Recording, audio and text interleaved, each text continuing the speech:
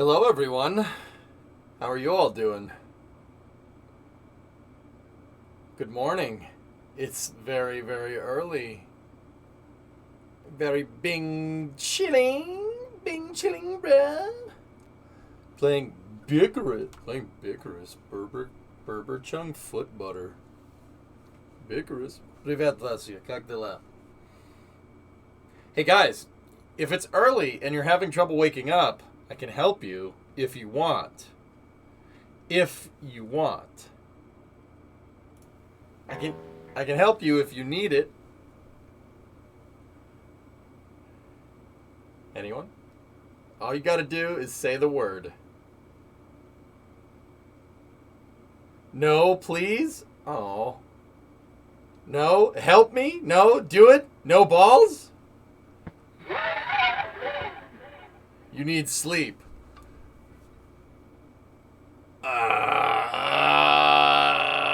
King, just mute this part. Just mute this part. I'm mentally preparing myself to go out in the chilling street with minus 20 C. Oof. I work nights, so just do it. Headphone users might want to turn this down. You've been warned. Headphone users. Headphone users. Headphone users.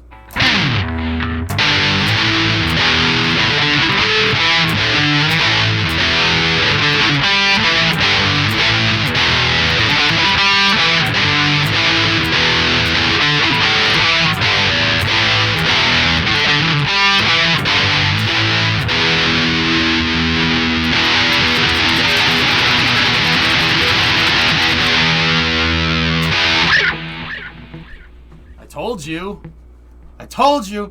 told you. Okay, I'm muted. Yeah, okay. Maybe I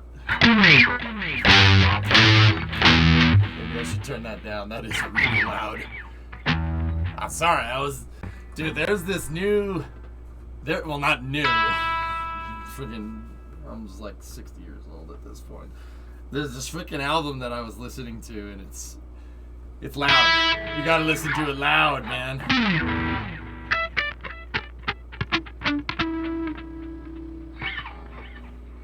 It will melt your face. The first album will melt your... The first track on the album will just melt your face.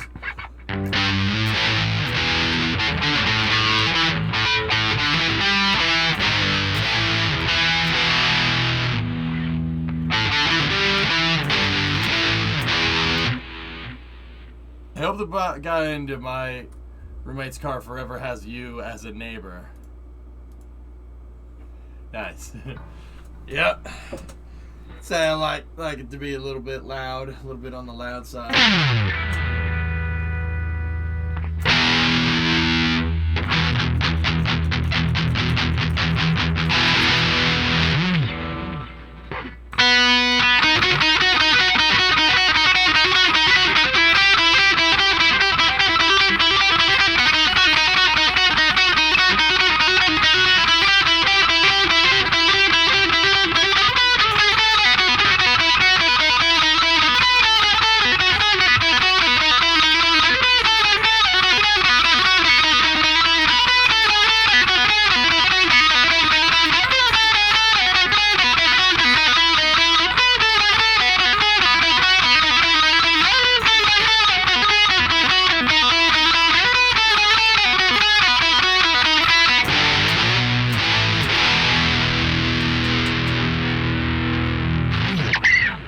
Good? Bad? No? Yeah? Maybe?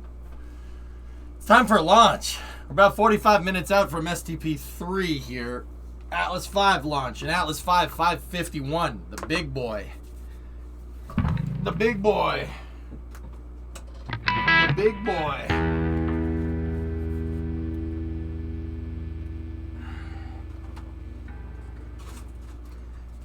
Don't worry, Chad. He plays bad for the VOD mute dodge. Oh, he plays bad for the VOD mute dodge. Oh, wait, Goalie, where's your stream where you play the guitar? Oh, wait a minute. You don't have one. Guess that means you need to shut the frick up. That's what I do if I wouldn't have a job. I would shut the frick up. Shut the frick up. Think I'm gonna take crap from you?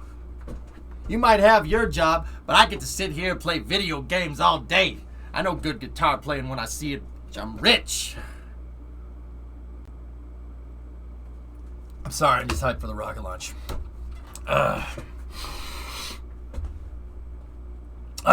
Okay, so here, how about I show you guys the mission profile for STP-3? It's actually pretty cool. Pretty cool mission. Bruh.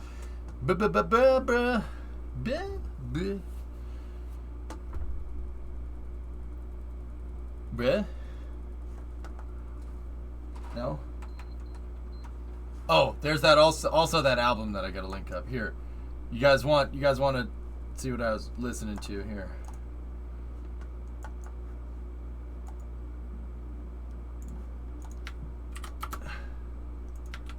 Here. The album I was listening to is the first song on that track. So King, your roommate's car got broken into. What'd they take? They take the radio? Everybody takes the radio. What kind of car is it? You tell me, mother trucker.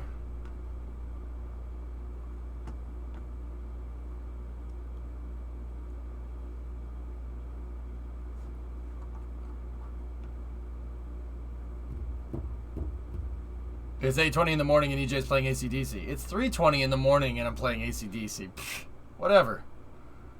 I was annoyed by that V8 Tesla video. Alright. Why?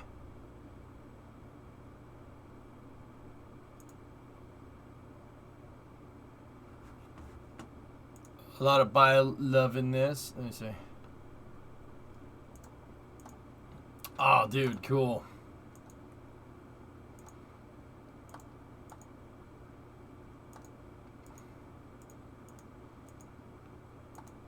Oh, that shot of it next to the S1B is pretty cool. There's been 6 of us who've done it before them. Jim, I think you're confusing them with people that give a frick. You're confused. Be confused. Do you watch Robes, the King of Sweden? Yeah, of course. He just reached part 32 of his 3-part MSC playthrough, and I checked when the first part was. It was 5 years ago. I'm ready for a rocket launch. Both cranes was out of chart. Oh, jeez.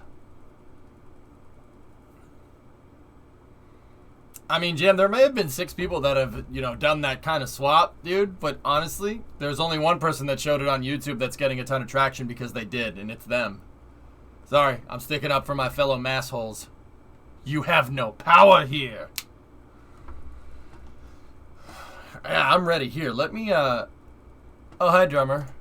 What's new with you? How's your drum life? Drummer, I have something for you, okay? Drummer, I have something for you. You need to listen to this, okay?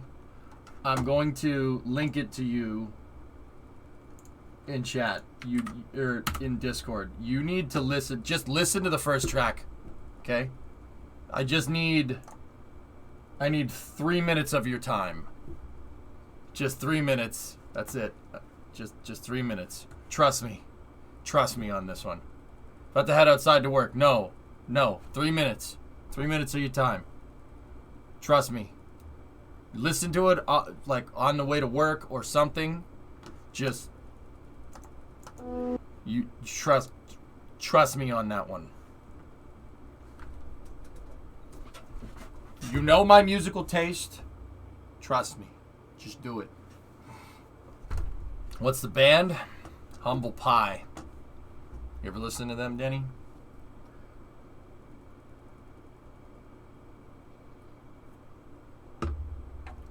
So when are we LS swapping a 69 fastback? Yeah. You could do that and then you'd get killed. I don't know why you're obsessed with like putting your crappy Chevy engines in nice Fords. How about we take a good Ford engine and put it in a Chevy? That'll piss off more people because Chevy guys get really mad about that, and it's really funny actually. On the phone, so tuning out. Oh, okay.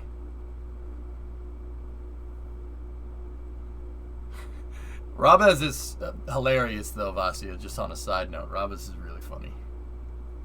He streams. Maybe we should raid him one of these days. We should raid that guy.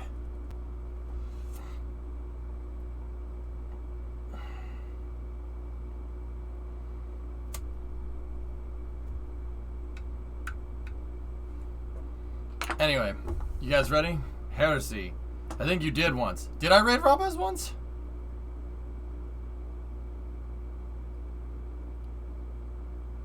Rubber's here. I don't remember if I did, dude. Lassie, it's gotten to that point where people bring up stuff with the stream and they're like, hey, you remember when you did this? And I'm like, yeah, that was really funny. And you know me, like, I got a pretty good memory. I can keep track of most of this stuff, but somebody who was like 3 to 4 years ago, that sounds like something I'd do. Icarus talent point cap is level 40. Alright. Are you guys just still playing? It's like 3 in the morning.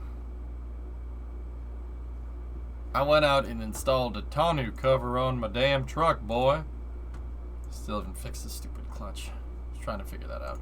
Okay, we just got it from Tori Bruno that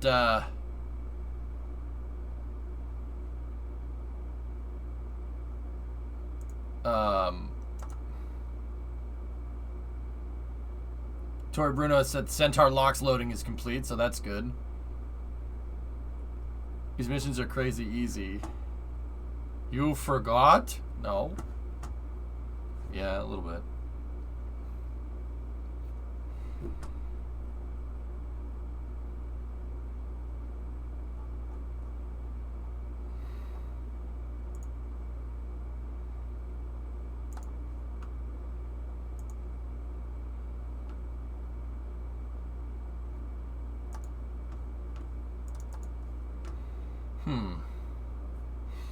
So Centaur Locks load is complete. NASA spaceflight just went live. Everything's looking good here.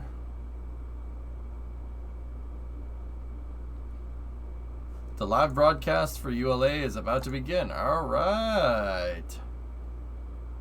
Good timing.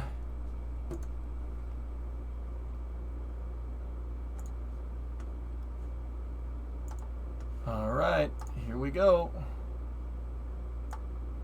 I might still have the volume up for when I was listening to music, so.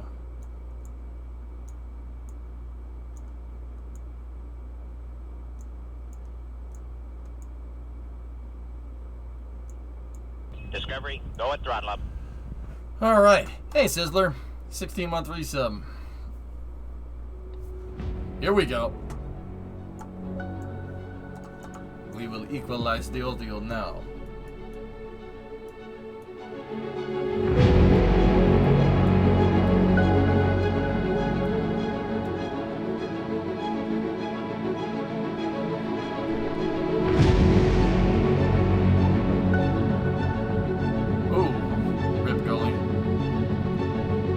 You need to go to bed? Alright, good night.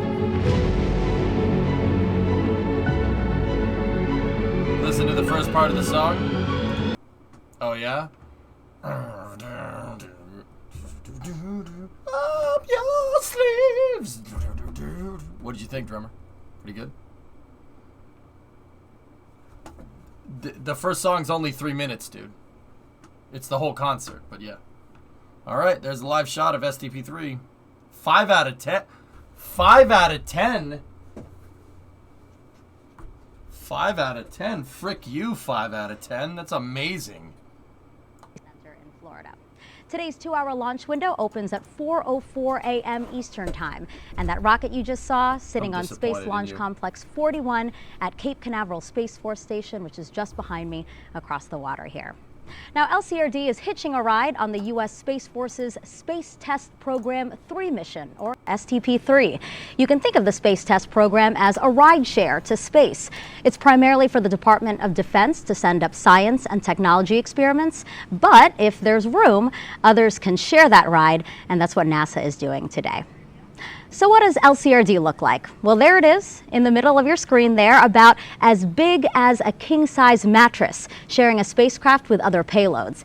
It will showcase the unique benefits of laser, also known as optical communications. NASA has relied on radio communications since we first started exploring space. But as we fly more missions that generate more data, and as we work to establish a presence on the moon and send humans to Mars, we are of course going to need a communications upgrade. Lasers can transfer a lot more data at once. How much more? We'll say there's a high resolution map of Mars.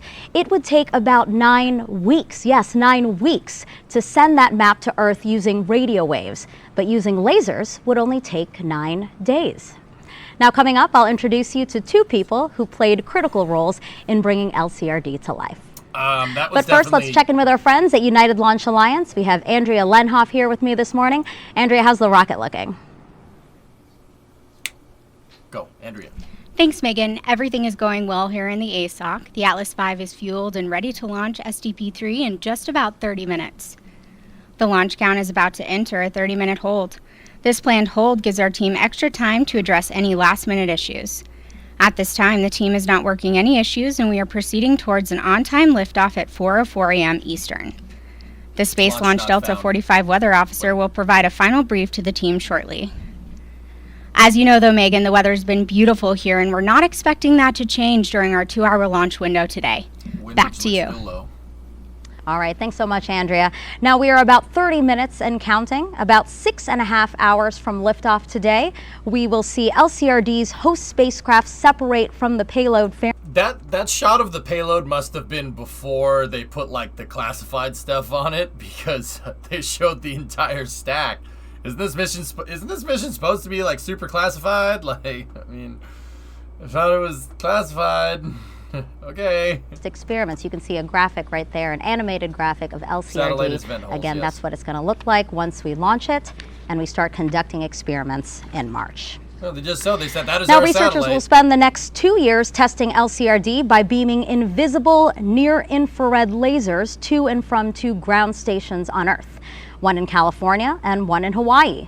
These remote, high-altitude locations were chosen for their clear weather conditions, as clouds can disrupt laser signals. You can see some of the ground stations there. If all goes as planned, LCRD will be NASA's first 2-way end-to-end optical relay, because it can both send and receive data at once. And now I'd like to bring in Kathy Leaders, Associate Administrator of NASA's Space Operations Mission Directorate. Thank you for carving out the time to be here with me. Thank you for having me. Perfect. Very, very exciting day. Yeah, absolutely. Tell me a little bit about the directorate and your role there.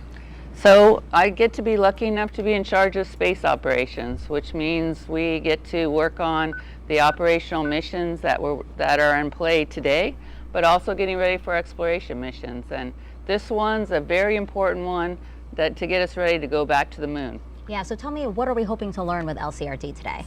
Well, we actually need to improve our comm systems to be able to do human spaceflight activities around the moon. And so this demonstration is very, very important to get our new systems going. I was just talking to Badra Yunus, in charge of our scan group, and he said, you know, this demonstration, if it doesn't work, could push us back 5 to 10 years. So this is very, very, very critical for us to be able to prove out the systems that we're going to need to get ready for both Artemis 2, Artemis 3, our very, very complicated missions, and getting ready even to be able to prove the systems that we'll need to go to Mars. Right, and it is so critical that LCRD isn't the only mission, right, that's studying laser communications? Absolutely. On Artemis 2, we actually have O2O, which is a critical system for us to be able to prove out, can we do comm between the relays and the Artemis 2 spacecraft, the Orion spacecraft that will be carrying our first crew demonstration mission.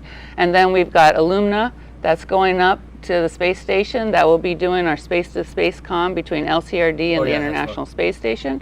And then next summer we have Psyche that's going up that will be taking our deep space comm unit, so we'll be practicing it in our deep space area. So it is going to be like an exciting next year of comm and checking the system out, but we need to get the system checked out before we do our moon missions. Right, and laser communications wouldn't completely go in place of radio, right? This would supplement our radio communications? Absolutely, but it's going to be a workhorse for us. When you see what we need to be able to have comm for human systems, it's a big deal. Right. One of my favorite analogies of how this system improved, you talked about a few things, but you know, for those of us that have been working at home during COVID, this is the difference between dial-up comm and, you know, high-speed internet. So I know when my internet starts going down, I'm in big trouble in my workplace. So this is going to be an important system for us. Yeah, well, we don't want NASA's internet to go down, right? No, we do not want NASA's, not its moon internet. Right. Kathy, thank you so much. I really appreciate you being here today. Thank you. All right, so getting more data back. So to make sure that the internet doesn't go down, they're launching a series of tubes. Since 1958, NASA has relied on radio wave technology to talk with missions in space. Today, we're developing a better way to get spacecraft data back to Earth. That's where the Laser Communications Relay Demonstration, or LCRD, comes in.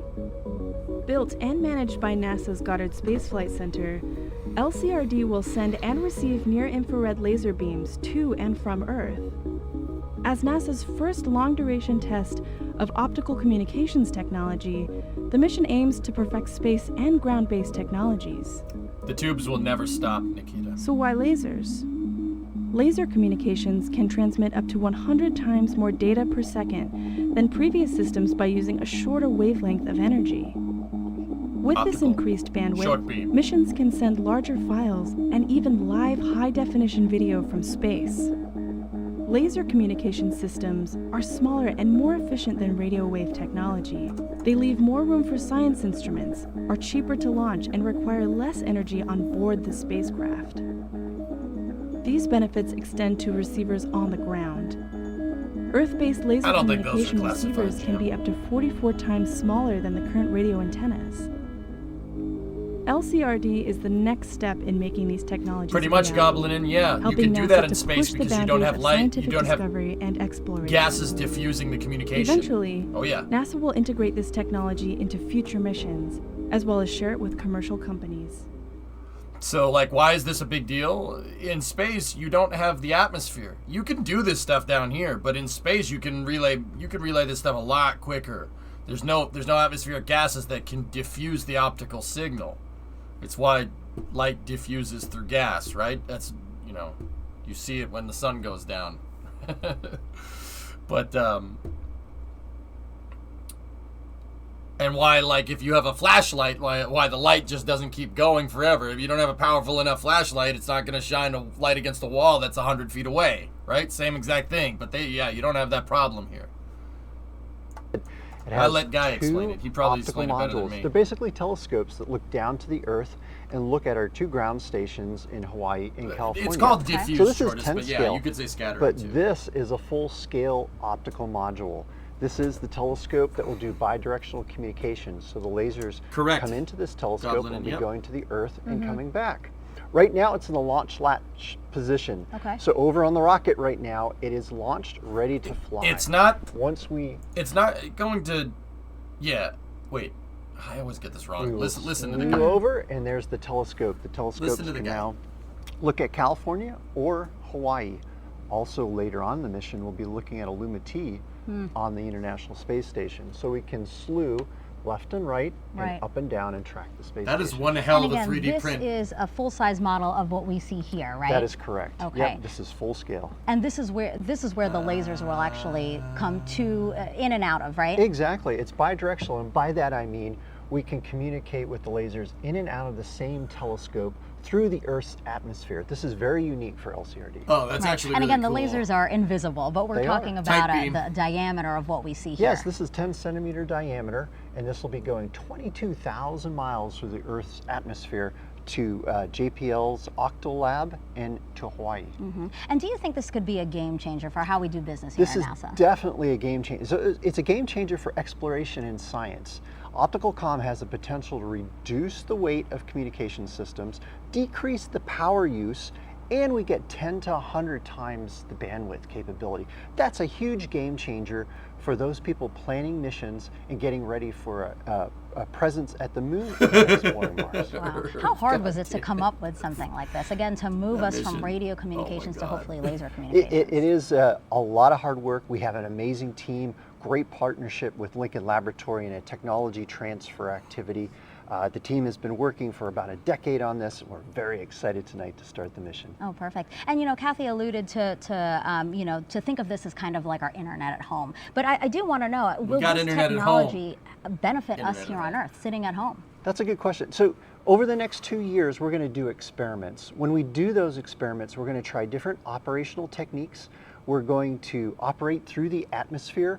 We're also going to do pointing acquisition and tracking. So basically pointing a laser beam through the atmosphere over 22,000 kilometers, 22,000 miles. All of that data will inform future NASA and commercial missions coming up for optical communication. Now, greater communication bandwidth benefits business and the public. Yeah, absolutely. No, I'm so excited for you. Again, you've been working on this for 7 years. You know, I'm sure this is a labor of love coming to fruition today. So I know you'll have your eyes to the sky as LCRD launches today. Thank you much. Thank you so much, Glenn.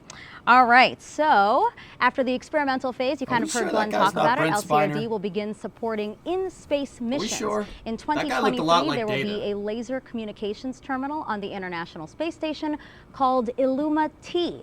Illuma-T will collect data, from science experiments aboard the orbiting laboratory and then transmit that data to LCRD, which will then send that data to one of the 2 ground stations we talked about for research on Earth to begin studying.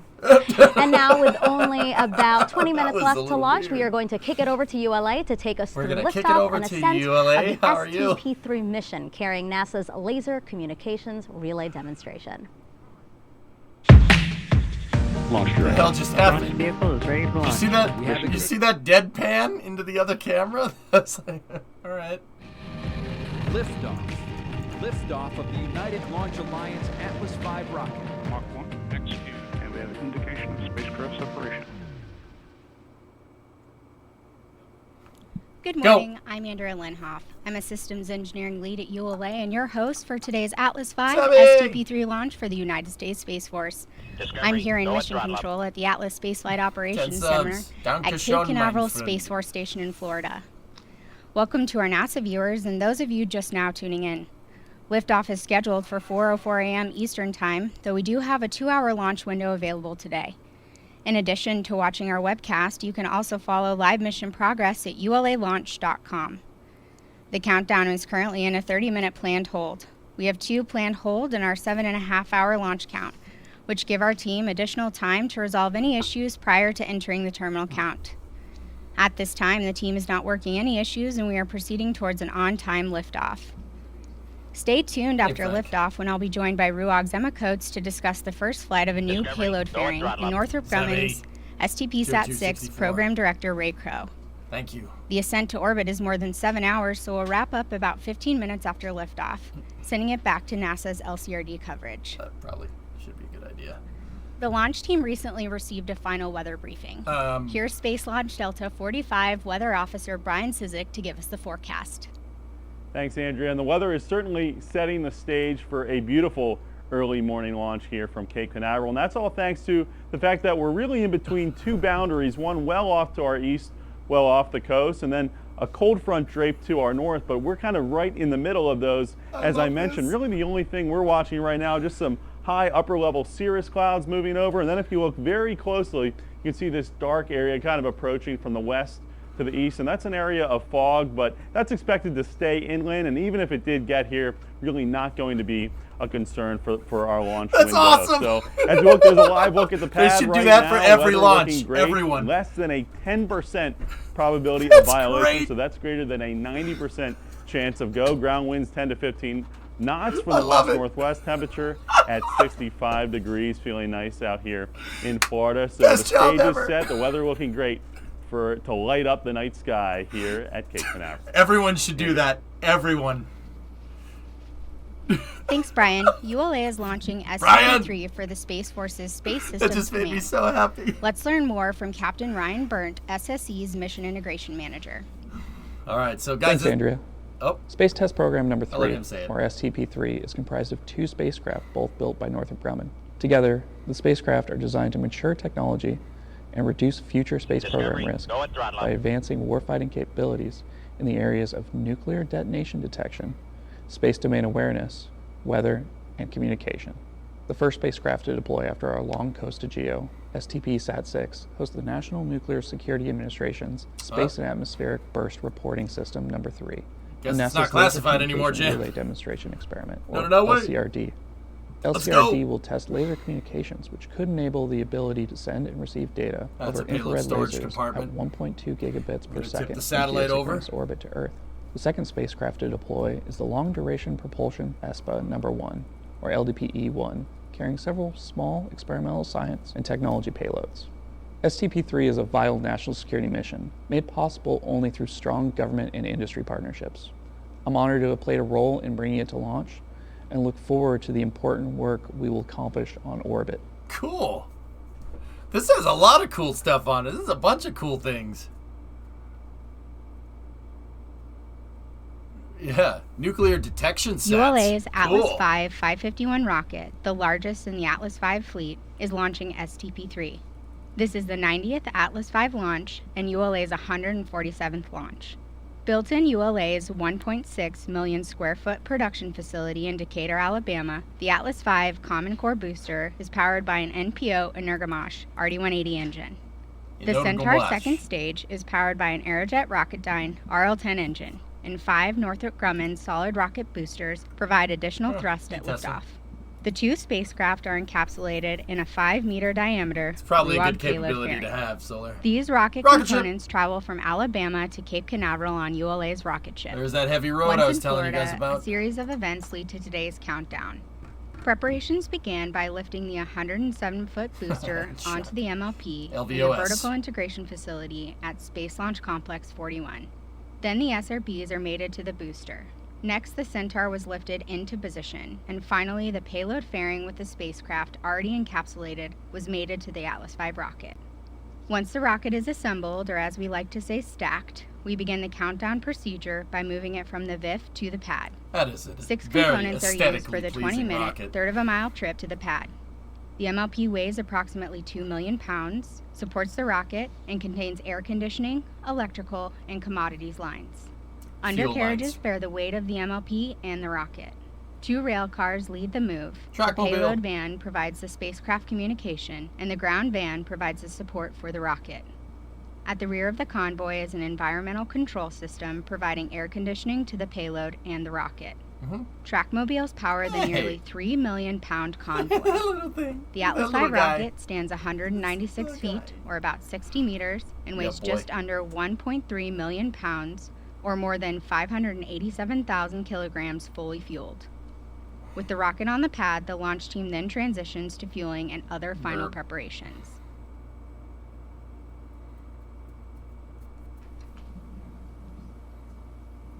That little trackmobile, see that little Atlas thing? It can pull a freight 551 train. rocket has several unique features that enable it to take both STP-3 spacecraft directly to geosynchronous orbit. A big freight train. Let's learn more about today's flight.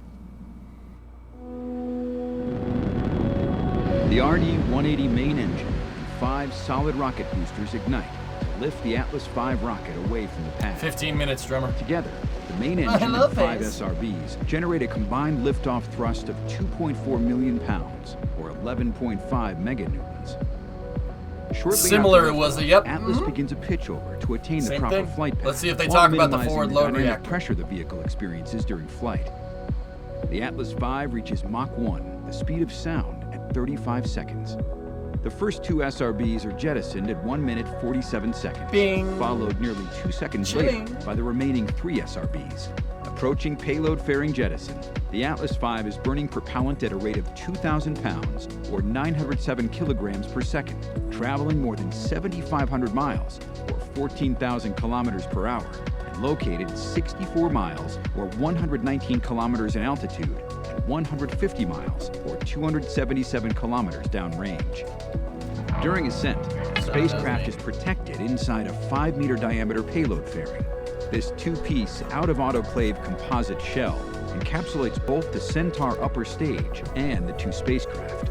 At approximately 3 minutes 30 seconds, when the rocket is climbed above the densest part of Earth's atmosphere, the payload fairing is jettisoned. At 4 minutes 27 seconds, propellant levels are depleted and the main engine shuts down. 6 seconds later, the Atlas Centaur separation system activates to release the booster stage. The vehicle now weighs a little more than 5% of what it did at liftoff. Holy balls, dude. At 4 minutes, 43 seconds. You guys see that? 5,900 meters a second. 5,900 meters a second stage separation. That's a long freaking time. That's 2/3 of the way to orbit from an Atlas V core stage. It's pretty cool, huh? That's a long time. 4 minute 30-second first stage burn. That's crazy. Approximately 6 hours, 25 minutes after liftoff, the RL-10 ignites for a final burn. This burn enables Centaur to make a plane change to its geosynchronous separation orbit. Zach, look. 2.5 minutes later, 27-degree on-orbit completes plane its final change engine because power, Centaur. following a guidance-commanded shutdown. That's This right, Jordan. capability ensures a very precise injection. Lifespan of both spacecraft 25 is further or no, increased 20 by solar. a Centaur-provided in-flight power system, which ensures both spacecraft have fully charged batteries during Sure. the long ascent to orbit. At 6 hours, 30 minutes, 15 seconds, Centaur releases STP-SAT-6 into geosynchronous orbit for the Space Force. Following an approximately 40-minute coast, Centaur releases the Space Force's LDPE-1, completing the longest mission in Atlas's more than 60-year history. See it, Phoebe? It's crazy. 27-degree on-orbit plane change at geostationary from the Centaur because hydrolocks. Midge-sama. Nani? How are you doing? I'm all right, man. I'm pretty good. This is Atlas Mission Control. The hold will be extended for at least a few minutes to wait for additional upper-level wind data. A new launch time has not yet been determined. Uh-oh. It might be a little bit longer than 15 minutes, guys. You've got a cold? Oh, Midge-sama has a cold. No good. I'll feel better, Midge.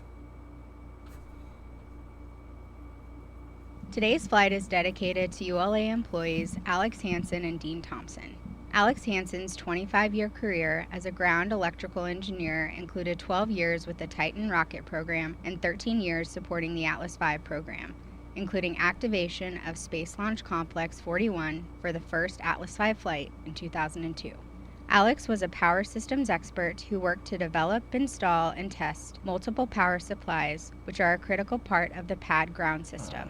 Alex was also instrumental in the development of the ground systems used to roll the Atlas V to the launch pad. With such significant contributions, Alex Hansen's legacy is evident with every roll to pad and launch from Slick 41. Dean Thompson's more than 30-year career began at Boeing's Commercial Airplane Division in Wichita, Kansas. He joined Boeing's International Space Station Division in Huntsville, Alabama, followed by a move to ULA's Decatur, Alabama production facility, where he was an electrical engineer serving as the Certified Responsible Engineer Delegate for Delta IV and Atlas V avionics. Dean had delegations for the boosters, upper stages, and payload accommodations, which made him a key part of the Decatur team. As a hands-on engineer, Dean was well respected by his colleagues and missed by all of those that worked with him. Aw, dude, that guy seemed cool as hell. Well, guy has my respect. That's cool. Bombing around in a Trans Am. What a cool dude.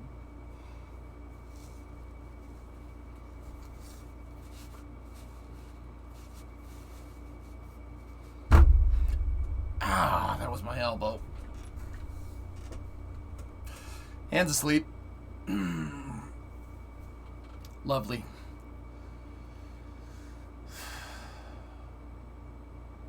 Yep. It's another star in the sky. Yep. Yep. That was, Come on, hand. Alright, I'm gone for real now. Alright, man. See, bruh moment. Berber Chung, Big Bungus.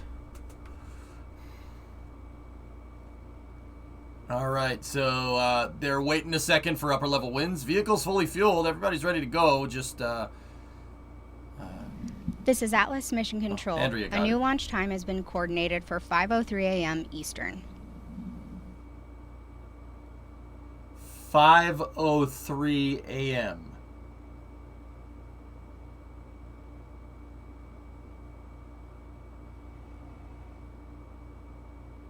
Ah, that's in an hour.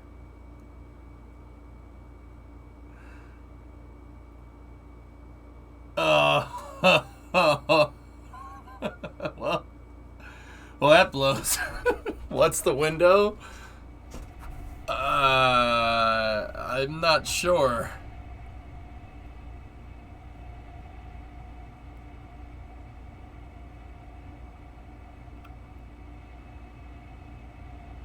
More Satisfactory? I can do Satisfactory.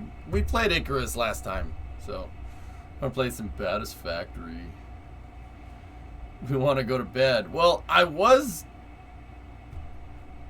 They didn't scrub. They delayed it for an hour, Laserman. Satisfactory. Hoi 4? It's too late for Atlas rockets have launched many of the world's vital space assets. Did a lot of work on the truck Let's take a look at the impressive legacy of the Atlas family of rockets. And the RD-180 engine roars to life. And liftoff of the maiden flight of the Atlas V rocket with a Hotbird 6 503 on board. Hey, as the inaugural flight of the Atlas V lifted off on August 21st, 2002, it carried with it the dreams and aspirations of thousands of rocket pioneers who had laid the foundation that made it possible. Atlas V continues the Atlas legacy of innovation and accomplishment that has been vital to our nation for more than half a century. Cool. Named after the mighty giant of Greek mythology who carried the world on his shoulders, Atlas was conceived as a weapon and a deterrent, but evolved into a system that pushed the envelope with trailblazing innovation and steadfast reliability. At the request of the Air Force, Charlie Bossert and his San Diego-based engineering team began work on a demanding set of requirements to design an intercontinental ballistic missile capable of delivering a 1,500-pound warhead to a target 5,500 miles away. Oh my God. Their answer, which became known as Atlas, was the top national priority in 1955 as the race with the Soviets engulfed the country.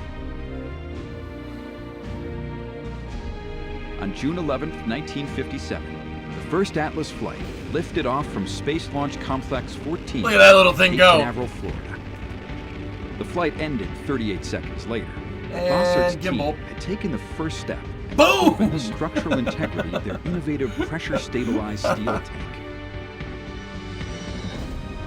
Complete success for the Air Force and Bossert's team would come just 5 months later, on December 17, 1957. Go, honey, keep going, baby. Keep going, baby. Hell yeah. Though the Soviets had beaten the U.S. to space with the launch of Sputnik in October 1957, President Eisenhower would counter a year later when Atlas 10B delivered his holiday message of peace from orbit 180 miles above Earth.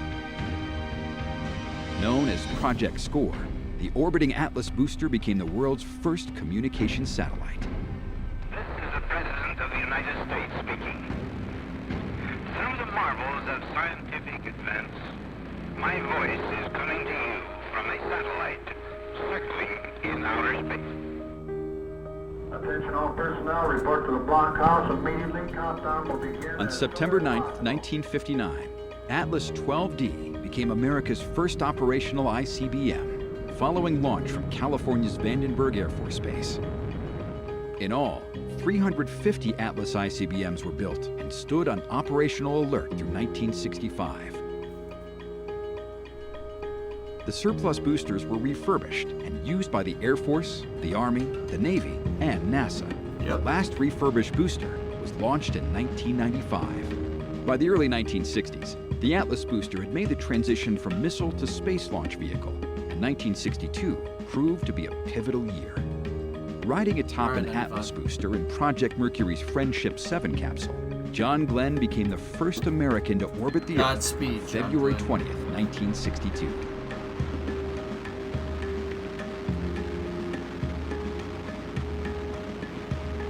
Three additional Mercury flights, carrying astronauts Scott Carpenter, Wally Schirra, and Gordon Cooper, set the stage for the Gemini flights and the Apollo missions to the moon.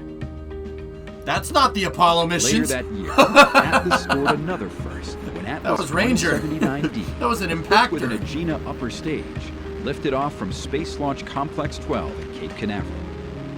Its payload, NASA's Mariner 2, became the first successful interplanetary spacecraft. 1962 also marked the debut of the Centaur upper stage, the first to harness the power of liquid hydrogen. The Centaur upper stage, to this day, remains a hallmark of the Atlas system. It's cheating. Together, with its Agena and Centaur upper stages, the Atlas booster went on to play a significant role in America's exploration of the solar system, launching virtually every exploration mission in the 1960s and 1970s. It was the first spacecraft that was launched from Earth that had enough energy to escape the entire solar system. During the late 1970s and 1980s, Atlas continued to play important roles in the development of our nation's space program. In addition to building our national security presence in space, converted Atlas boosters also launched the Air Force's Navstar demonstration satellites, leading to the navigation system known today as GPS. In the late 1980s, General Dynamics saw an opportunity to bring commercial payloads back to expendable launch vehicles, and on July 25, 1990, AC-69, the first Atlas I, ushered in a new commercial era for Atlas. The commercial era brought 8 new Atlas configurations over a 14-year span. Still using that same payload operational payload. The commercial program has enabled breakthroughs in communications, meteorology, broadcast technology, navigation, and national security. In 1995, development of the Atlas III vehicle began. In a bold move, the Atlas booster engine system was replaced with the powerful RD-180, which generates 860,000 pounds of thrust and has throttle capability resulting in a smoother and more efficient ride. Hey. Making its debut from Space Launch Complex 36 on May 24, 2000, the Atlas III provided a substantial performance improvement over the Atlas IIAS. Reliability was increased by reducing the number of engines from 8 to 2 and the elimination of 5 staging events, as well as more than 10,000 parts. This is Atlas Mission Control on T-minus. In 1998, the Atlas team embarked on a development project for the United States Air Force that would forever change the Atlas vehicle. And the RD-180 engine roars to life and liftoff of the maiden flight of the Lockheed Martin Atlas V rocket with a Hotbird 6 spacecraft on board for Eutelsat in Paris, France. For more than 40 years, Atlas vehicles had relied on the pressure-stabilized steel tank developed by Charlie Bossert and his team. In a departure from conventional thinking, the Atlas V development replaced the tank with a structurally stable common core booster. In addition to vehicle modifications, the team took a new approach to processing and launch. Atlas V processing is done vertically, and the mobile service tower has been replaced by a mobile launch platform, which carries the entire assembled vehicle to the launch pad, ready to fuel and launch. The Atlas V has expanded to multiple payload fairing and solid rocket booster configurations, as well as re-establishing a launch capability from the West Coast at Vandenberg Air Force Base. The Atlas vehicle has a long legacy of accomplishment. Fly, baby, fly. This record of success, which is nearly unparalleled in the launch industry, is built on the lessons handed down from more than 60 years of Atlas experience. It is also a credit to the dedication and persistence of the Atlas team and their passion for mission success, one launch at a time. Cool. All right. So, what was the questions? See my last, please. No. Somebody else told me to see their last first.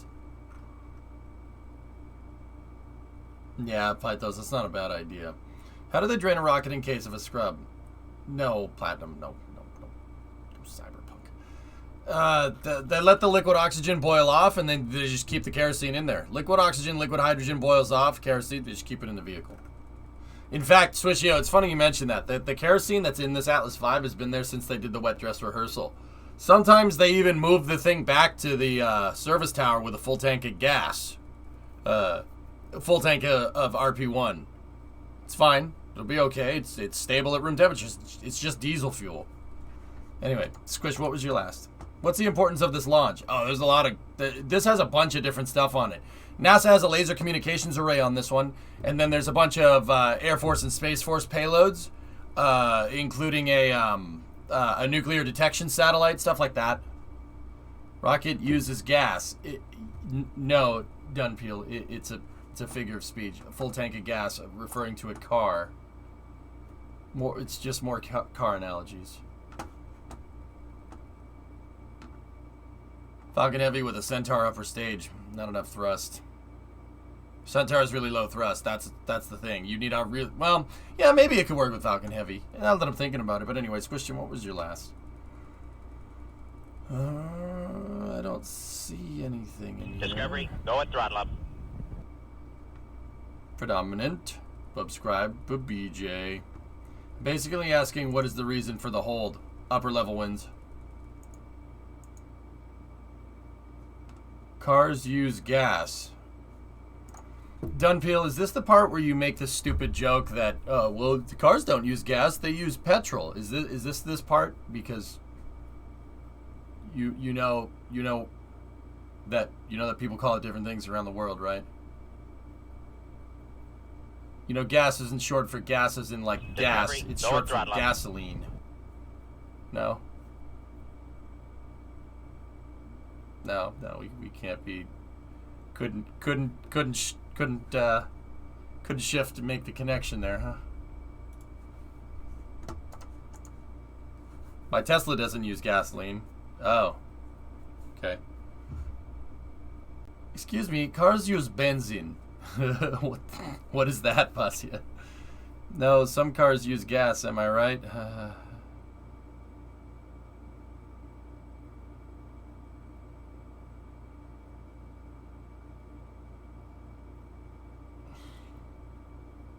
Launches in an hour, yep. Gas in German is Benzin. Oh, nice.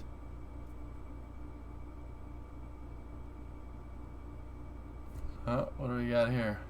National security, science, weather, and communication. Actually, RP1 is closer to... Wow, you guys really know how to just really ruin the mood. It's okay. It's okay. Other viewers, sorry. Chat possibly might ruin, you know, the mood and probably the entire evening. It's fine. It's fine. You look fantastic as always. What are you talking about? I look fantastic. I look like a pile of dookie. Look at me. Thanks, man. I tried. Bro, it's 4 in the morning. It is 4 in the freaking morning. I look like a pile of dookie. I've been working on the truck, man. I've been working on the truck a lot today. I didn't stream it, though. It was cold, raining, and windy. Actually, it wasn't too cold. It was just raining and windy, guys. You wouldn't have been able to hear anything. The wind gusts up here was so bad today. I had the door open on Tough Enough, right? And I was working on the clutch line, right? And the wind was so much, like the door was fully open. It closed it. I'm like, wow, okay. You know how much air compression needs to happen on that door to get it to counteract the hold springs and push it closed? It's pretty ridiculous.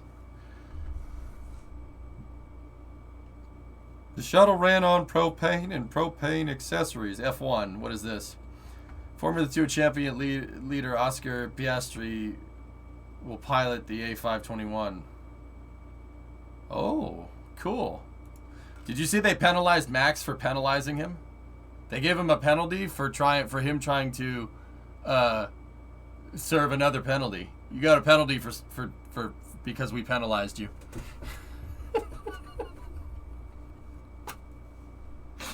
I'm not making that up. That absolutely happened. Wind stronger than 4 doors. Well, the door didn't break, forlorn. Don't talk about it. We're gonna penalize you for not being penalized correctly. No. We penalized you and you did the wrong thing, so we're gonna penalize you again. I'm not making that up. That's not an exaggeration. This isn't gasoline in the tank, okay? They actually did that because he didn't serve the penalty in a way that they liked. Because he did it like yeah. Vex, we've talked through it. We talked through it a bajillion times. You know, if Max is going to surrender the position, that's fine. Lewis does not get to choose when he takes first place back. Simultaneously, Max doesn't get to choose when he gives first place back. They said do it and do it as soon as you can. The problem is they told Max and then didn't tell Lewis. It took like an extra 30 seconds to tell Lewis, which is why Lewis went up right behind Max's tail because he was getting ready to slipstream him. And that's self-admitted by the stewards. Massey didn't tell Mercedes what was going on. He told Red Bull first, which is just stupid. Why would you tell the guy in first? That so he could pull over the road. The guy in second doesn't know what he's doing and drive up his tail. That's the real problem here. It's not Max or Lewis's fault. That's Mike Massey's fault. I'm pretty sure Charlie Whiting could do a better job right now. Charlie Whiting's passed away. He's not alive. I'm pretty sure he could do a better job.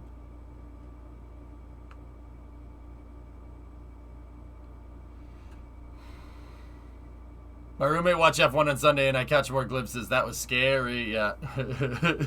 Who's on first? What's on second? Yep. So anyway, guys, for the STP-3 mission, they did do a hold. It was supposed to go about 8 minutes ago. They're waiting for some upper level winds to go away. And the launch is targeted is at about 45 minutes.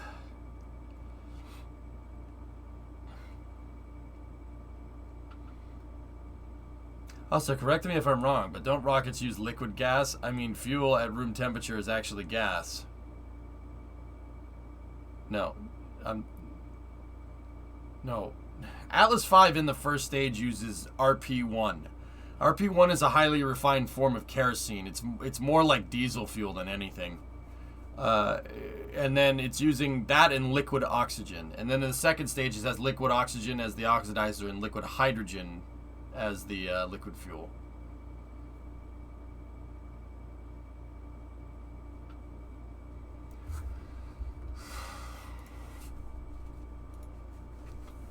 What's that, Smurf? Hold on. What is this? Well, this will take a lot more than 60 seconds, but... But now I'm so interested. Oh, this is from the Wall Street Journal thing. All right. What does she ask? There has never been a fully reusable orbital launch vehicle. This is the holy grail of space technology. Hey, WD. It is the fundamental breakthrough that is necessary for humanity to a spacefaring civilization. Oh, this Bathurst, man. Hell yeah. Yeah, this absorbs more of my mental energy than probably any other single thing. But it is so preposterous. It is so preposterous. I'll have to check it. I'll have to check it out. What he's saying, sir. Anyway, what sort of racing driver doesn't overtake a slowing car? Hamilton was braking. You think a racing driver needs to be told to overtake? Vaughn, in this regard, all I can speak to is my own experiences. And don't get me wrong, I freaking hate Lewis Hamilton. I can't stand him. I can't stand him. You see how much he whined? Like when they red flagged the race? You see how much he cried? See how much you whine here? And people call Max a petulant child. This is ridiculous. That red flag because the barrier got screwed up, which Massey was actually consistent on. You see how bent out of shape he got? That pissed me off. I don't like him because of that. I hate his attitude.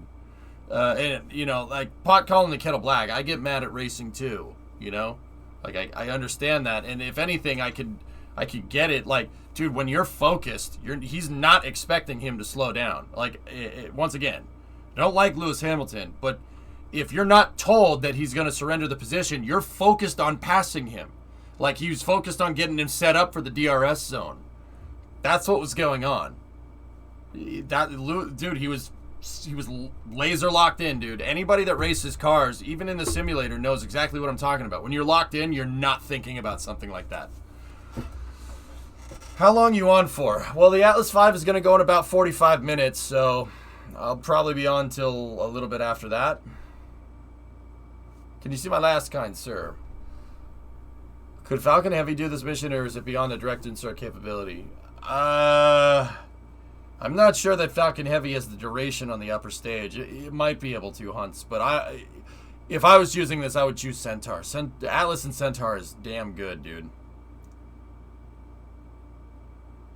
What was your last? So are they worried about the course trajectory and their fuel usage needed to power through the wind resistance in regards to this delay? It's the loads, the compression load that... Actually, it's not compression load. It's shear load with upper level winds. Upper level winds can go very, very, very, very, very fast. Why? There's low pressure up there. There's nothing up there. There's not even a lot of air up there. The upper level wind speeds can get very, very, very high, a couple hundred miles an hour. And I don't think any rocket wants something at a couple hundred miles an hour hitting it sideways. Wind shear destroys rockets badly. Upper level wind shear ripped the Challenger stack in half. Yeah. Yeah. That's a problem. Yeah. Yeah. I mean, I don't mean to bring that up, rip to the Challenger 7, but that's what real Challenger in, which really sucks. Yeah. Don't screw around with upper level winds. No. Don't screw around, especially if you have something that's delicate, and most things that they launch into space are pretty damn delicate.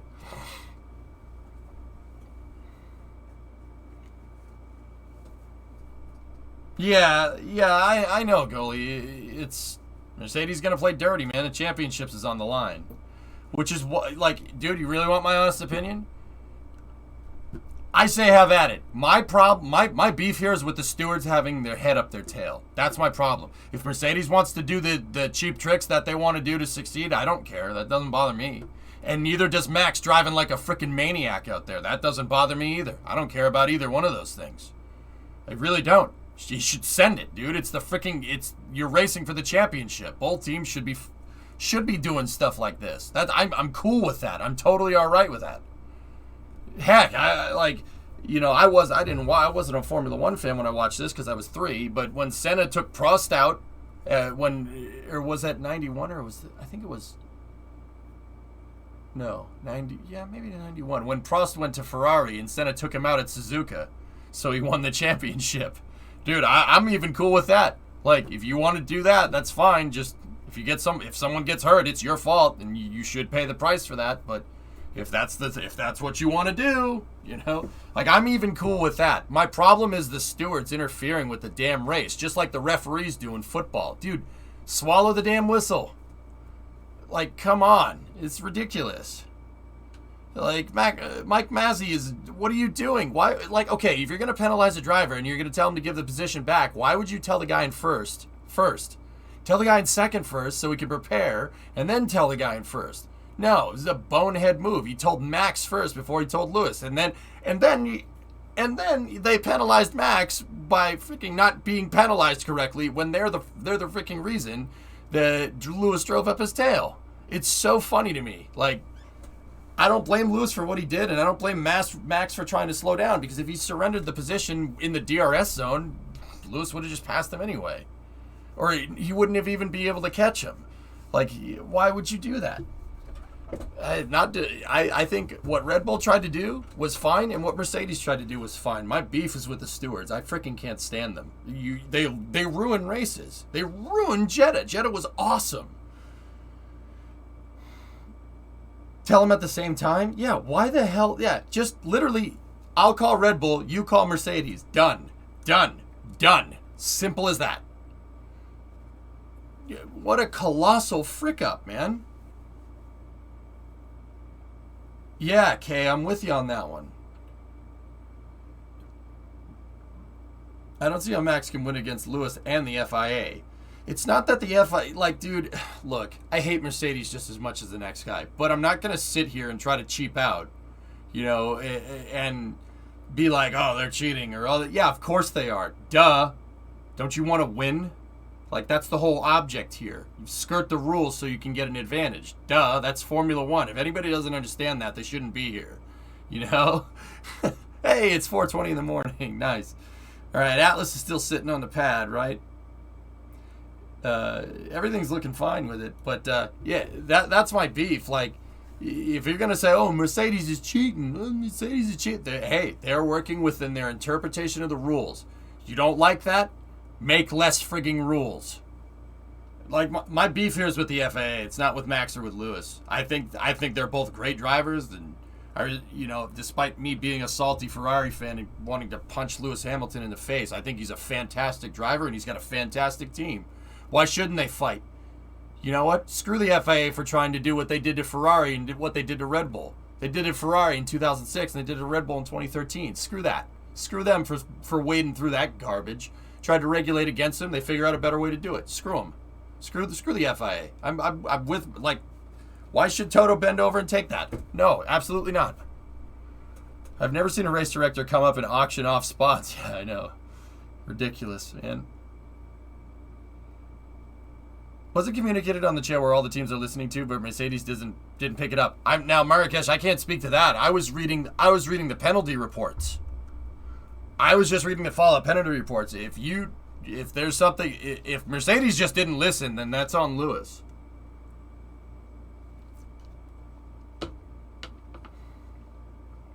They sandbagged, Dak. It's hilarious.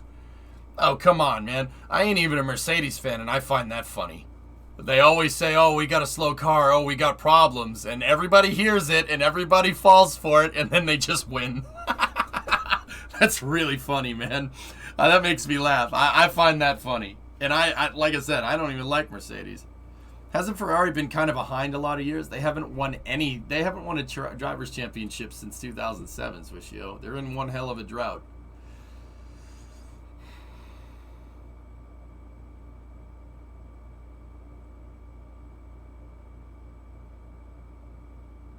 Yeah, forlorn, all that matters is the results, that's right.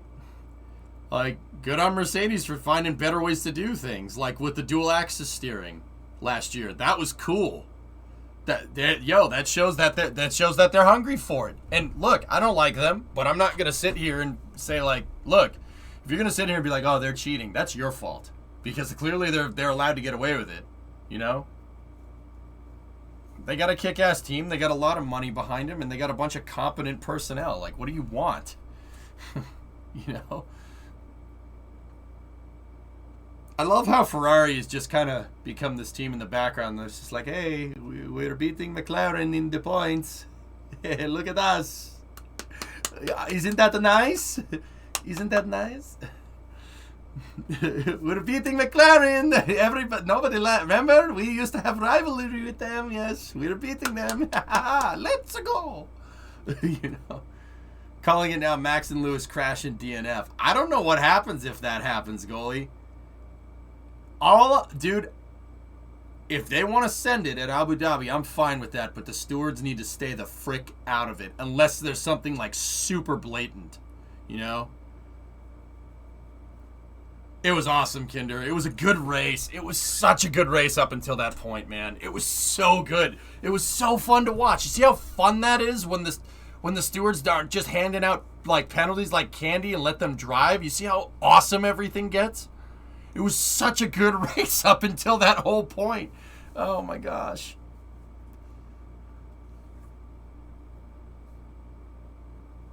It was, dude, Jeddah was awesome. It was as fun as I thought it would be. Freaking Schumi binned it into the wall. And then, you know, Tsunoda and Alonso got it. And then, you know, Vettel and Raikkonen were duking it out. That was fun, man. It was a fun race. I enjoyed it up until that point. And then I'm like, I hate everything. This is dumb. This isn't worth my time. This is why I hate Formula One. I can't stand watching it nowadays. Yeah, Perez dude, Sergio got the shaft. He had nowhere to go. Marrakesh, he had nowhere to go. Like, dude, he had the Ferrari on his inside and then something else on the outside. I think it was a Renault, not a Renault, an Alpine or something. I forget who it was. And somebody, the Haas freaking Mazepin drove up somebody's tail and that ruined that. If both DNF, Max wins for having one more win this season. Oh. How long is the hold? We got about another half hour, Smart. 5:04 a.m. So it's 25 past the hour. 4 past the next hour is when the launch is. That's why we're talking about Formula One. STP is kind of holding right now. Last, please. What's up, Driz? I know about Motorsport Manager. Yeah. Maybe I'll play one of these days, Spotch. I'm not sure. The camera work at the end of the race pissed me off so much. Yeah, they showed Lewis waving to an ocean instead of Ocon. That's annoying. This Gary track needs better debris recovery. Yeah, dude. Vaughn, did you see the track? One of the track marshals just running out onto the track, grabbing a part and running back. It's like, dude, yo, you got stones doing that. Hey, Rocky, 6-month resub. Driz, what's up? Your opinion on Mercedes going to change it all with Russell moving in next year? No, I don't like Mercedes, Rev. I'm a Ferrari fan. What do you want from me? I respect them, though. They're a good team. Like, I know a good team when I see it. Did they just throw out the whole parking lot with did they just throw out the whole parking orbit with this thing? If it's so because the SRP... No, it's going into a parking orbit, and then the Centaur will do a direct geo insertion from there. Direct geo insertion doesn't mean that they're going right to geo from launch. Atlas is going to launch, get into a parking orbit, and then do a home and transfer. The direct geo refers to the Centaur is what circularizes the payload at geo instead of a GTO, geostationary transfer orbit. So this would be called geo, not GTO. That makes sense? Right, Bon? I'm with you on that one. Lewis would never have a more compliant teammate than Bottas. Yeah, I freaking... Yeah. Yeah, I mean, like I said, Mercedes has been... Dude, they do have a lot of luck going their way, but chance favors the prepared, man. Like, and once again, if they're doing something sketchy, it's up to the FIA to go and figure that out. If they're doing something sketchy, if they're just gonna let them do that, and you know, and go from there, that's fine. You know, like what bothers me is that every time another team gets something that can even be close to being as fast as Mercedes, right? They always say, oh, you can't do it. Like Ferrari with the engine that was fast. They had an engine that was burning oil. You know, oh, it's against the rules. And great, good. Let's just piss on innovation, you know?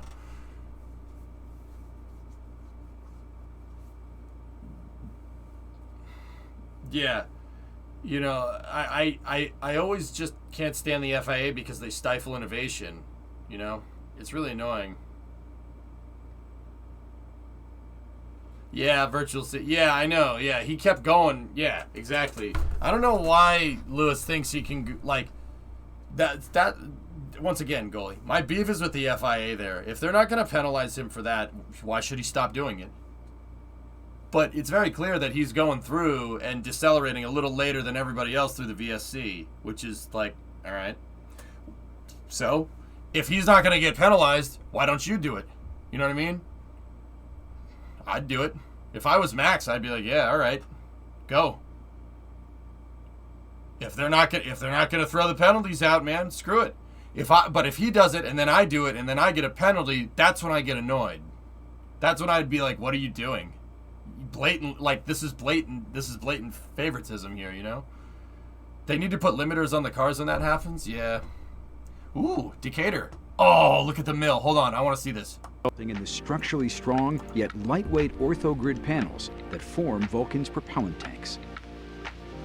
Dude, that ULA lo-fi though. The panels are then bump pressed to form the curves required to complete the tanks. tanks. Look at that press. At the same time, so cool. Rings, adapters, and other structural components are precision milled. Next, the aluminum domes, panels, and other structures that form Vulcan's propellant tanks are first cleaned. Cool. Look at the baffles. To see a the baffles? Smooth, even surface, and then tank baffles to harden and prevent. Oh, that's so cool. Following an ultrasonic inspection, 5 completed panels for the liquefied natural gas or LNG tank are assembled and joined together using friction stir welding.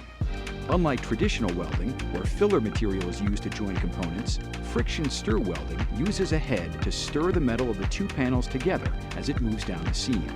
The resulting joint is stronger and produces a lighter weight, higher performing tank. Uniform molecular. The process is repeated to create the liquid oxygen, or that's really tank, huge. Followed by attaching domes to complete the tanks.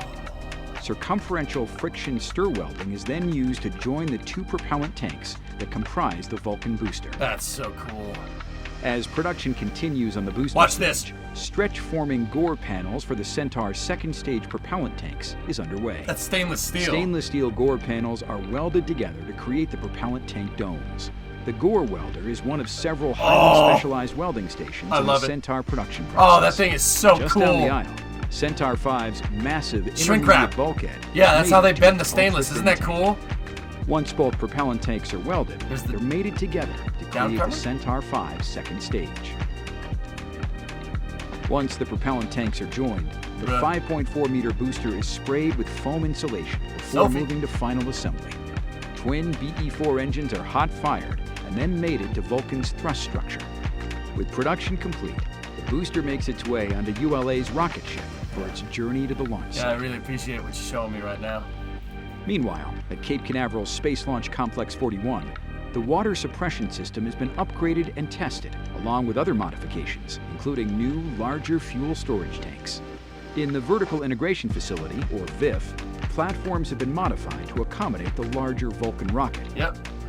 Following the 8-day journey to Cape Canaveral, the booster is offloaded and transported to the VIF, where it is lifted onto the newly constructed Vulcan launch. Are you sure that couple of high-inch piece was a baffle and not a structural brace? It's probably both, Smuckers. No, it's a baffle. But it probably provides some structural rigidity to the thing. Chilled to flight levels and temperatures.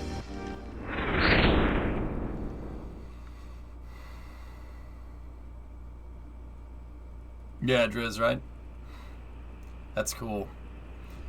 Yeah, if you want to see a difference in core size, Vulcan is as big as that fairing right there. Look at Atlas. Atlas is a little tiny rocket compared to that thing. Hey, it's a boat. A barge would look better. Yeah, man. Well, Vlam, you got a little bit of time. We have about a half hour. They're waiting on upper level winds right now. I'm sorry, upper level winds, not upper level. Upper level means you are up a level. That means you're on the next floor up. Sorry, guys. Hello from Italy. Ciao, come stai, Forgetta? What's going on, buddy?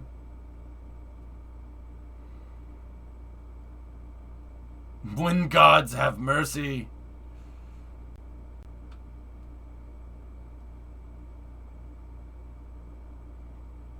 Next level up, upper level wins. You mean accounting? Yeah. Very nice, thank you. Prego. Grazie, right? Escrocio, that's about the extent of my Italian. Should probably learn more though.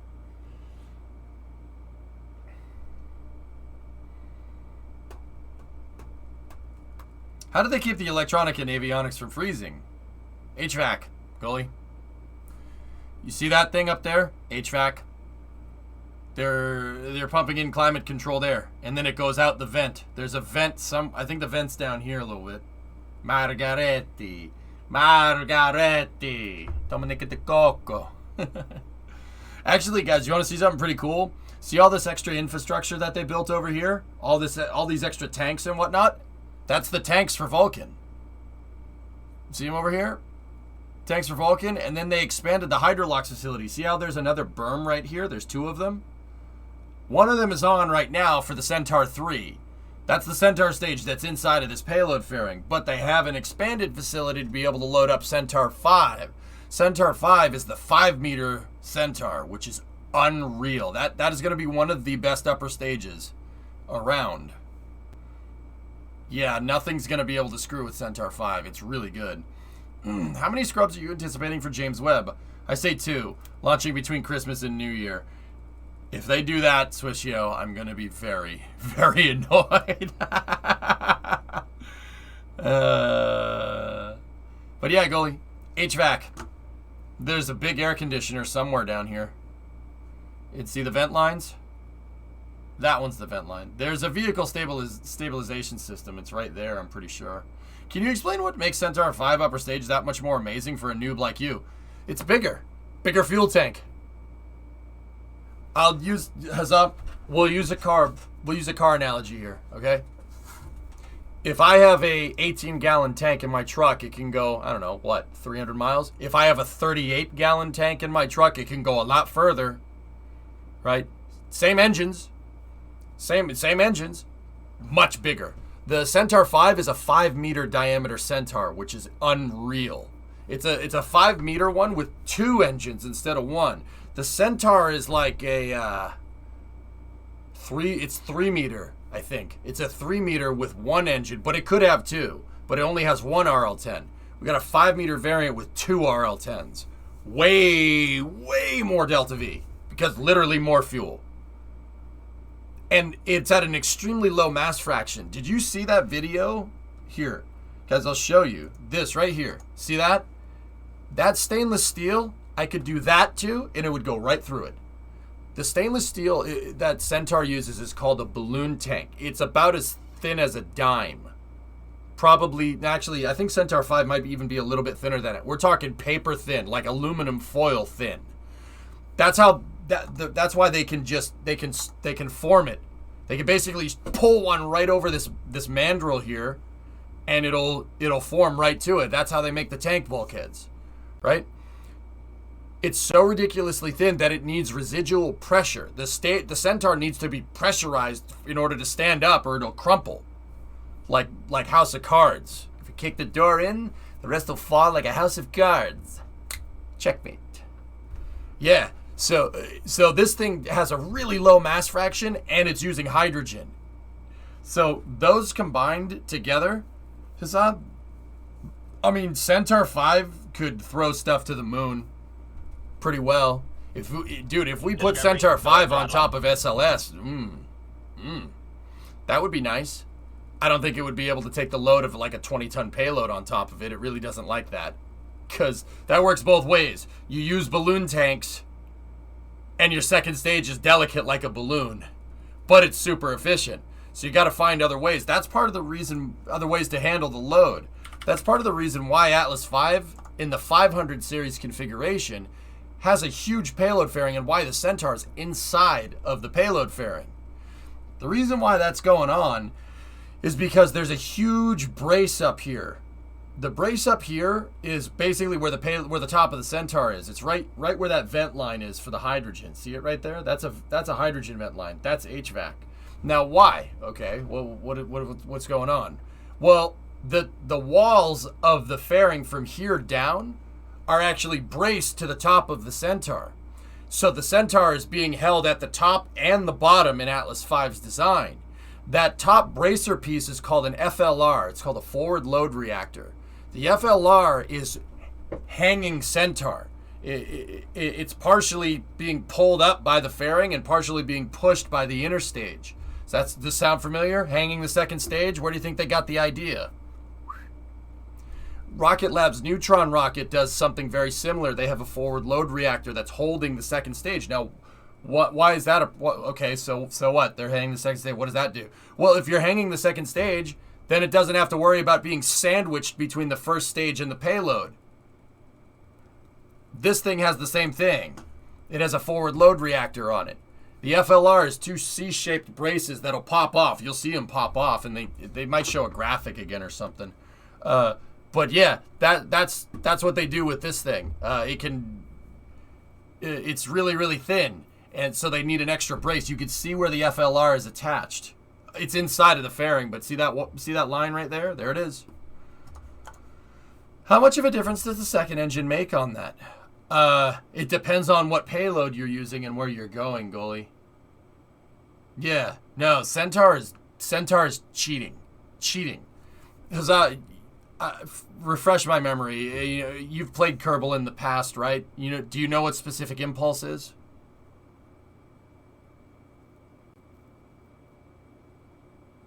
Yeah, Four Fingers. That sounds right. Yeah. Guess what the RL10s are making with this thing. Don't Google it. Just take a guess. The really efficient engines in KSP make like what, 350 seconds specific impulse? The nuclear engine is like 800. What do you think the Centaur is making with the RL10s in it?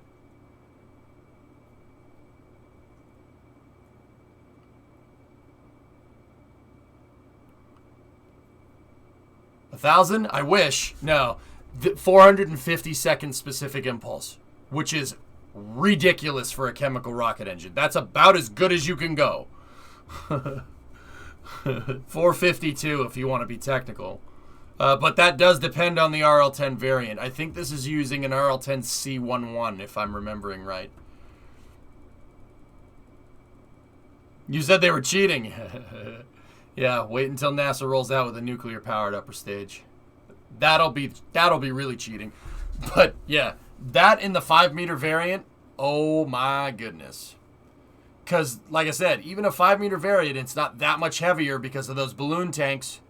It's not that much heavier, and you have like double the fuel and one more engine. So you added like an extra 1 or 2 tons of mass in the form of like a much bigger upper stage, right? A much wider one. But also at the same time, you like doubled your fuel. Balloon tanks, man. Centaur, that design is insane. Yeah, no, 5-meter Centaur is something I'm really looking forward to. And then somebody already said it in chat, but ULA down the road will be looking into, they want to look into taking Centaur and making it the 5-meter Centaur. They want to look into taking it and making it a reusable upper stage. Not like Starship. No. Doesn't go up and come back down. It just stays up there. And then you can refuel it, and then you can send it to the moon and then send it back, or it could go out to the moon, and maybe later down the road, if we have ISOU on the moon, it could just refuel at the moon and come back.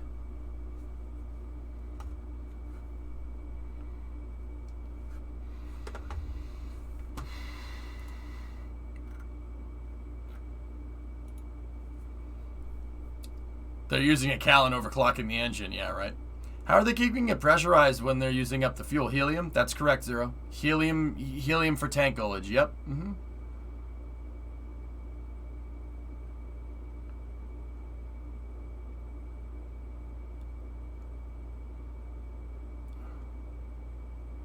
No, Squishin. Centaur 5 is it's basically aces without the stuff that made the reusable stuff. The ULA said that they're looking to add that later if market demand demands it.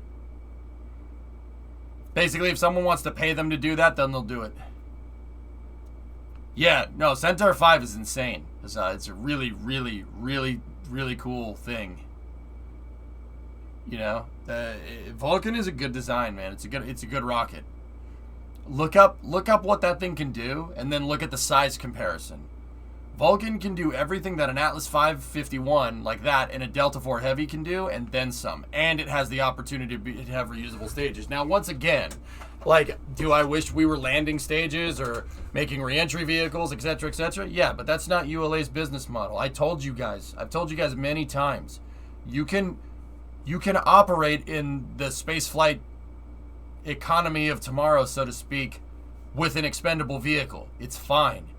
You just have to launch a lot. That's the key. It doesn't matter if it's reusable or expendable. Now, down the road, reusability could mean that you can launch more because you don't have to make a new booster every time, right? But in the near and medium term, expendable launch vehicles will be just fine competing in the market if you can make them faster. Economy of scale is what's going to get us into space and get us into space further. Nothing else. So think about that with the reusable upper stages now. Like they could just keep daisy chaining a bunch of Centaurs together, and you could make a fuel depot out of used Centaur 5s from missions, and then refuel it, and then use it to refuel other Centaurs. It's smart, man. That's really smart. ULA's really positioned themselves to be able to double down into reusability if they really need to, which is cool, man.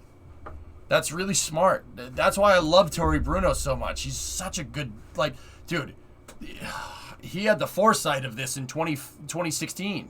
He saw it coming, which is really cool. Have you made refueling setup in KSP? I refuel my launch pads all the time, Zizep. What do you mean? Hey, Zizep, you watch the game? You watch the game, dude? Boom.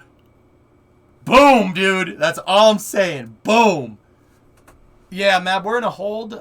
We're about 20 minutes now. They're targeting 5:04, so 4 past the hour. So 19 minutes out. At least that's or what's going on. Oh, Zaizev, go watch the game. I'm telling you, go watch the game. It's such a good game. You missed a good one, dude. You missed a real good one. It's a real good game. Fun. But it is Monday Night Football for you, so that was Tuesday morning. I can see why you didn't watch it. Okay. How behind are they on this launch? Supposed to go an hour ago? They're waiting on the winds, Mock. Everything's fine with the rocket. There's nothing wrong. They just, like I said, it's like what we were talking about F1. Chance favors the prepared. It's better to launch when it's not windy as opposed to when it's windy, because that's less things that can go wrong. That's improving your odds of success. So ULA is not going to do. Why? Why would you just wait an hour? The rocket still has the Delta V to be able to do it. And if the rocket still has the Delta V to be able to do it, screw it. Wait an hour. Doesn't matter. Don't try to force the issue. Never try to do that with rockets. It never ends well. It was an awesome game, Zizep. You missed a good one. Watch it. It's fun. Fun game to watch. The Bills are a good team, and that's why I like that game. Because it was a really fun game to watch. I like watching when two teams are pretty evenly matched. It's really, really, really, really makes me happy. What's the max amount of breeze that a rocket can withstand during a launch that would decide whether it's a go or no go? Mock, it depends on the rocket. Different rockets have different shapes. Certain shapes and certain designs can take wind more than others. Soyuz, for instance, can launch in whatever. But Soyuz doesn't have the Delta V because it's built, right? It doesn't have the Delta V that thing does, which is funny because that uses a Russian engine, right? Roger. Okay, hold on.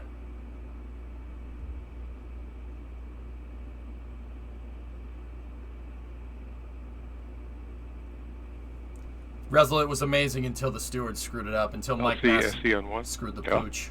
Most spacecraft are external and standing by for the new T0. Okay, they're coordinating a new T0 to around. They're figuring out the best time for the winds, guys.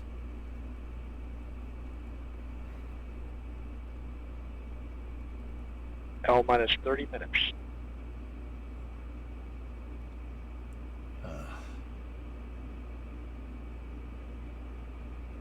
30 minutes. Can you recap the significance of this mission? Something about NASA has a laser communications relay test satellite on it, Zero. And then there's a couple of military payloads that are classified. And then there's a couple of ones that aren't classified, like a military satellite that's used for nuclear detection. That helps with proliferation, and if somebody launches a nuke. God, I hope not. That would really suck. It's not the wind down here, Mock. It's the wind that's 30,000 feet that way. This is Atlas Mission Control. The launch director, James Whalen, has instructed the team to coordinate a new launch time of 5:19 a.m. Eastern.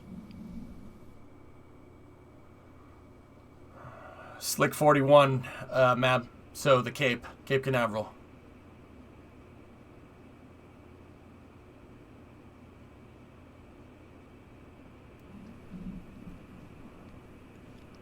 Space communications infrastructure in space and on the ground enables the data collected by missions to reach Earth, upgrading our capacity for discovery. Since the dawn of space exploration, NASA missions have relied on radio frequencies for this transfer of information. NASA's Laser Communications Relay demonstration will launch to space, showcasing the vast benefits of laser communications. LCRD's ground stations, known as Optical Ground Station 1 and 2, are critical to the mission's success. I was kind of hoping I'd be in bed by now. WD, but hey, it is what it is. Here's more on the laser communications, guys. This is actually really cool.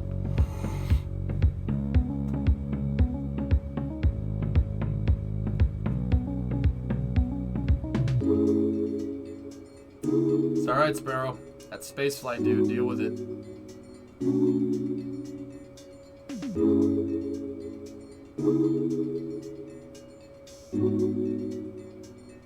Yeah, Queerd, I had it started up to patch the game. I haven't actually flown again in a little while. We'll do it sometime this week, I think. Yeah, they're shooting laser beams.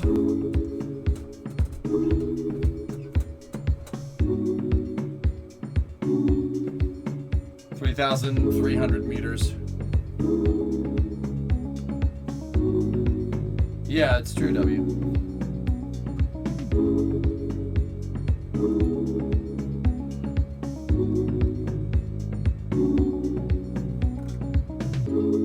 That's right. Dude, Mac Jones is the real deal. Signs up, he's the real deal, bro. He was 2 for 3, passing for 19 yards today.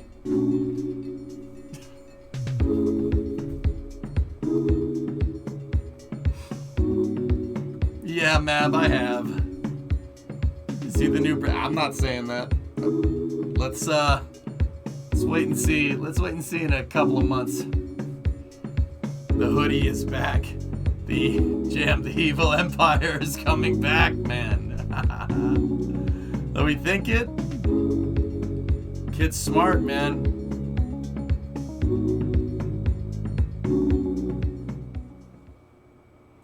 Mac Jones is a smart dude. 4.40 GPA in mathematics. Mathematics. Our quarterback is a freaking nerd. He's got a 4.40 GPA in math. All right. That's right, Bram. That's why I ain't saying it. I've been sitting along the river in the dark for a streak shot. The stars are nice, at least. It looks pretty clear. The marine layer didn't come in. It stayed inland, WD, from what I can see. But yeah, sweet.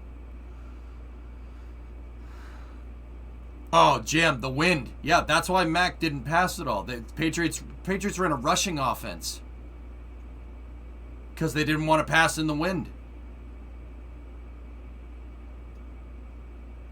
It was smart, man. It was really smart. It was a great game. Like, seriously, even if you're not a Pats fan, you're just a football fan, go and watch it. Dietor, what's up, man?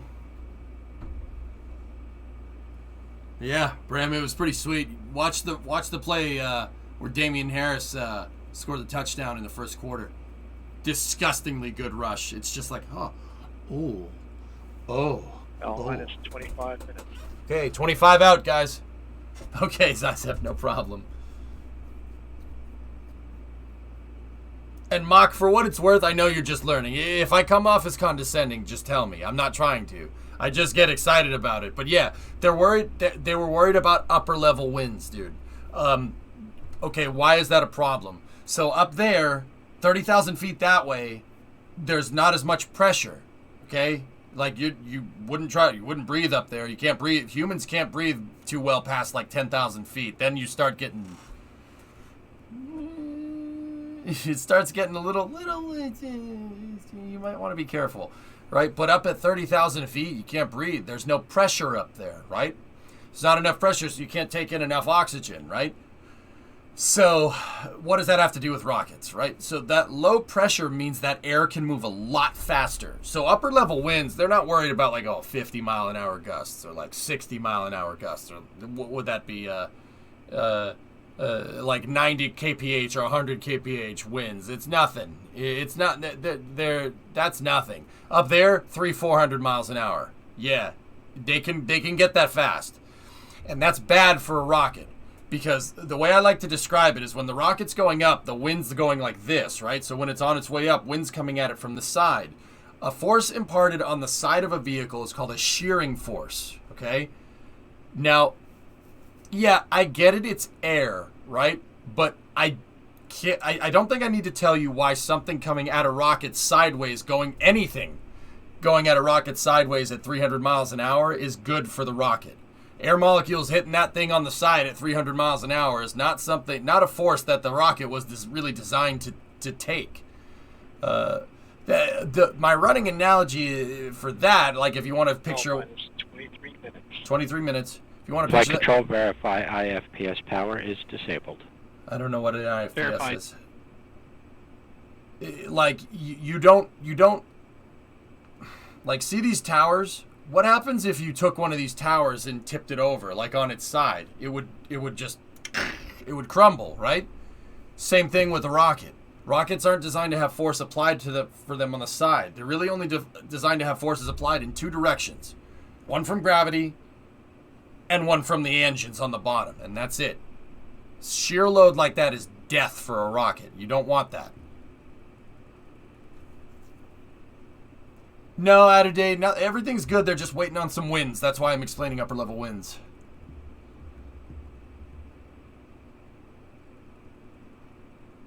They didn't want to kick a field goal into the wind, Zizep. That's why they went for 2. The wind was so bad. Speaking of winds, yeah, the wind in Buffalo was 55-mile-an-hour gusts. That's 90 kph, something like that. Yeah, it was bad. Yeah, dude, watch some of the field goals. The field goals are going like this. They go to kick the ball, and it just goes to the right. No, we're about 20 minutes out, Drummer, and this is the count initiated. How many Atlas V launches after this, Biz? Oh, I'm not sure. I think there's 20 or something. The Atlas V is also equipped with a new in-flight power system, IFPS. The system supplies power to the satellite's batteries during the rocket's long-duration ascent. A mission more than several hours. The IFPS will ensure the spacecraft will have fully charged batteries when deployed. Oh, okay. So they added some batteries to it. Gotcha, Phil. Thank you. Yeah, I know, Driz. It was a crazy game. It was fun to watch. I really like games. 21 minutes. 21 minutes out. Any word on the new telescope? James Webb launching on the 22nd.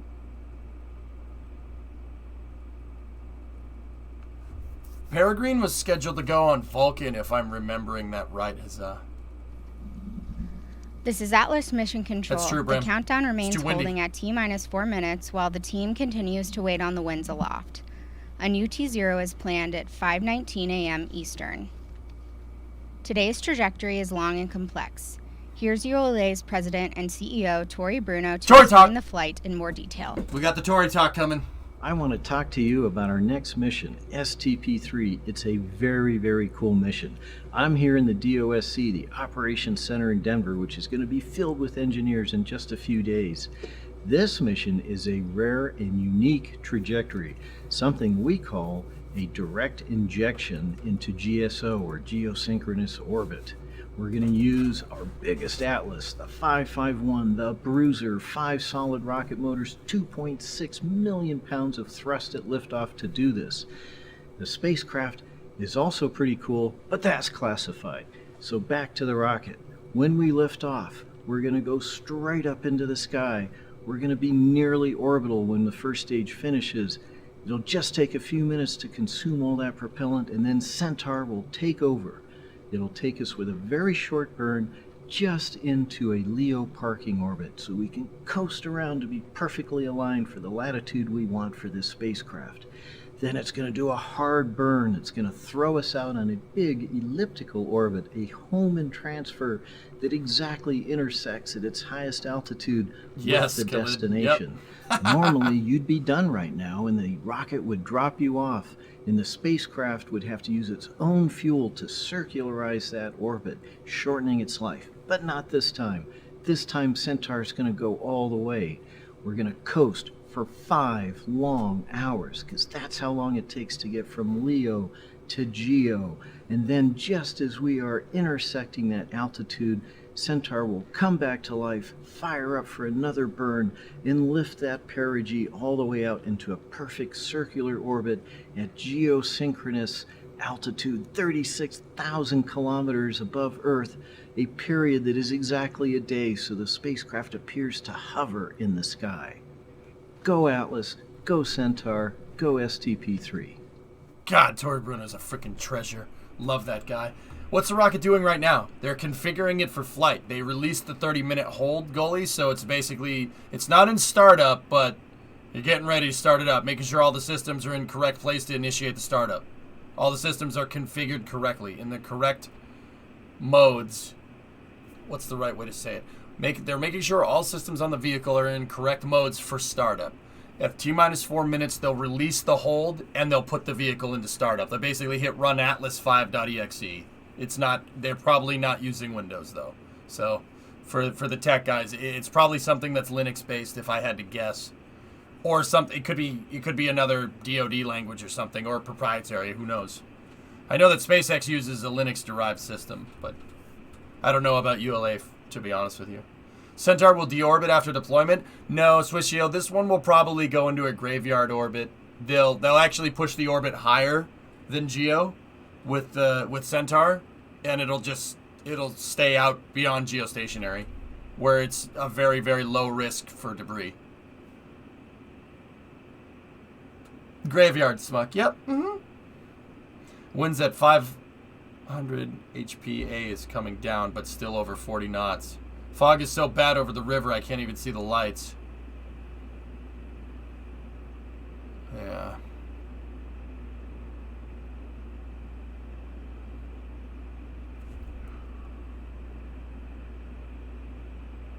It doesn't look to be too bad. LC, LD, Channel 1. Go ahead. Roger, sir. We are continuing to proceed. We'll have the final winds update shortly, but we are green at this moment and continuing to proceed. Roger. Launch coordinator called the launch director indicating that he's clear to proceed. Probably a classified operating system. It's probably just proprietary. ULA is privately owned, EMH. But yeah, I mean, probably. I'll bet you there's some classified stuff on there. Also, how many of the youngins watching this right now will even know what an EXE actually is? Yeah, I don't know, Tessa. I say that honestly for the people that, you know, take stuff literally. If people take stuff literally, you know, the jokes that I make, they take the jokes literally and they don't understand that this is probably not using Windows. On the bright side, we could get some cool sunrise dynamics on the launch. You know what, WD? That's, yeah, now that we're 5 o'clock, yeah. I mean, here, actually, let me see if it's light out here. I'm way further east than you guys, so let me take a look. Nope, no sunlight just yet. Oh, still dark here.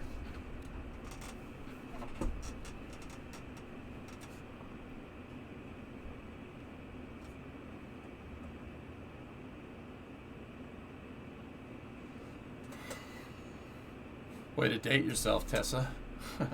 L minus 15 minutes. Okay, 15 minutes. Here we go. LC, this is SAT-6 on Channel 1. Go. STP SAT-6 is on internal power and is prepared to enable the in-flight power system. Roger. Flight control, enable SAT-6 IFPS. They unplugged the satellites from ground power loop. They probably did it a little bit on the early side to make sure that it works. Make sure that it's working as normal. This is Slick 41, EMH. Space Launch Complex 41, Cape Canaveral Space Force Station.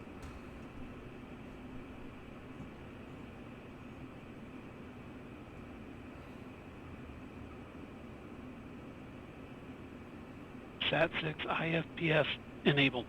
Roger. SAT-6 MM, LC. In-flight power systems are enabled. Thank you, Phil, by the way. Begin telemetry verifications. Verifying. Basically, they're putting a stethoscope up to the satellite right now, not literally, to make sure that the STP-6 sat is working correctly. After they unplugged it from the grid, they wanted to make sure that the batteries on that satellite are powering it right. Ago, we are currently green for weather. We are proceeding towards a 5:19 a.m. Eastern launch. Polling will begin in just a few moments. Well, Smuck, I'll be honest with you. I don't know why they stopped using them. You know why? Floppy disks aren't hackable. We should keep. They should keep the. They should keep the. Just keep the floppy disk for ICBM targeting. Can't hack a floppy disk. It's a good idea, to be quite honest with you.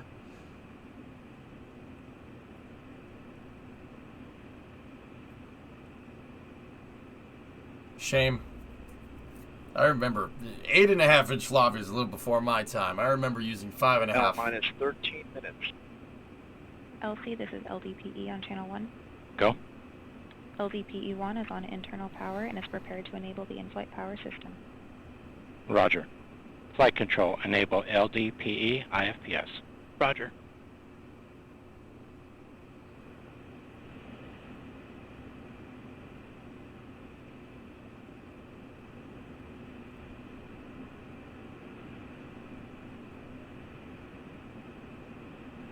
They were floppy inside of the plastic, though, Alien.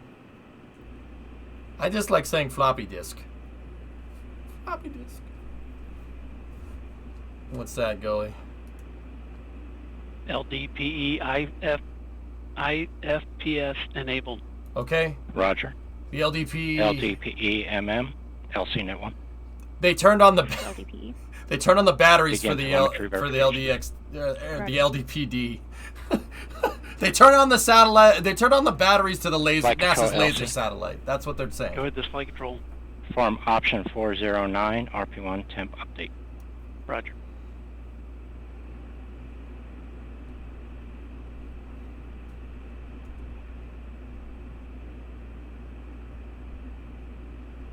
So, right now, the NASA's laser communication satellite. They switched that off of the grid. So what does that mean? These satellites have batteries. There's no grid to plug into when you're 23,000 miles that way. There's no grid up there. So they either have, they're using solar panels and they have to bring the batteries with them. What they're doing right now is they're unplugging the satellites from the grid, right? They're disconnecting the line, and they're making sure that the two primary payloads, STP-Sat-6 and NASA's laser communications satellite, laser communications demo satellite, are both operating by themselves. They're verifying the telemetry to make sure that the satellite is operating normal now that they switched over to battery power. LC, this flight control 409 is complete. Roger. Sounds good.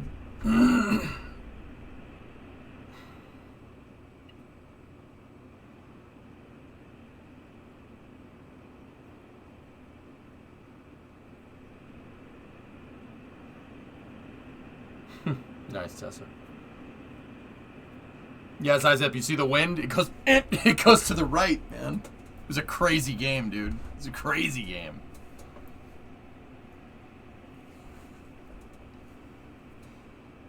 I'm telling you, man, 90-kilometer-an-hour gusts. Minus 10 minutes. All communications switch to channel 1. All personnel and visitors remain in present position until launch. Maintain operational silence in the LCC.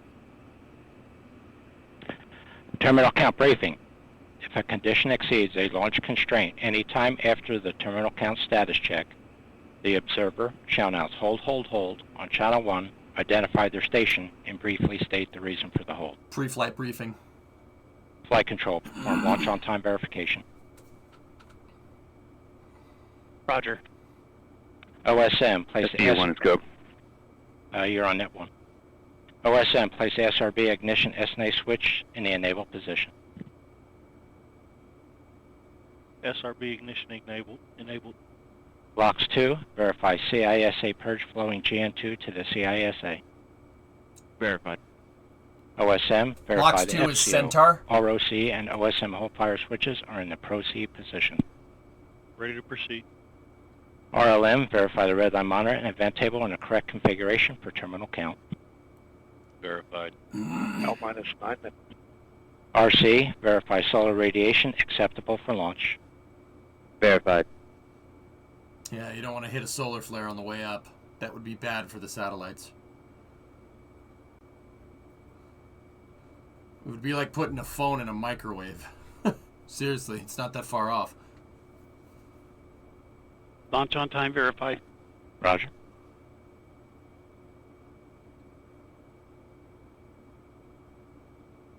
LC switch to the ready position. All steps are complete prior to the status check. I'm not sure. I forget what red line monitor does. To be honest with you, I always forget it. Because my brain goes, red line monitor? What is there, a heartbeat or something? It's so stupid. L minus 8 minutes. That's crazy, Aramar. Okay, 8 minutes out, dudes. And dudettes.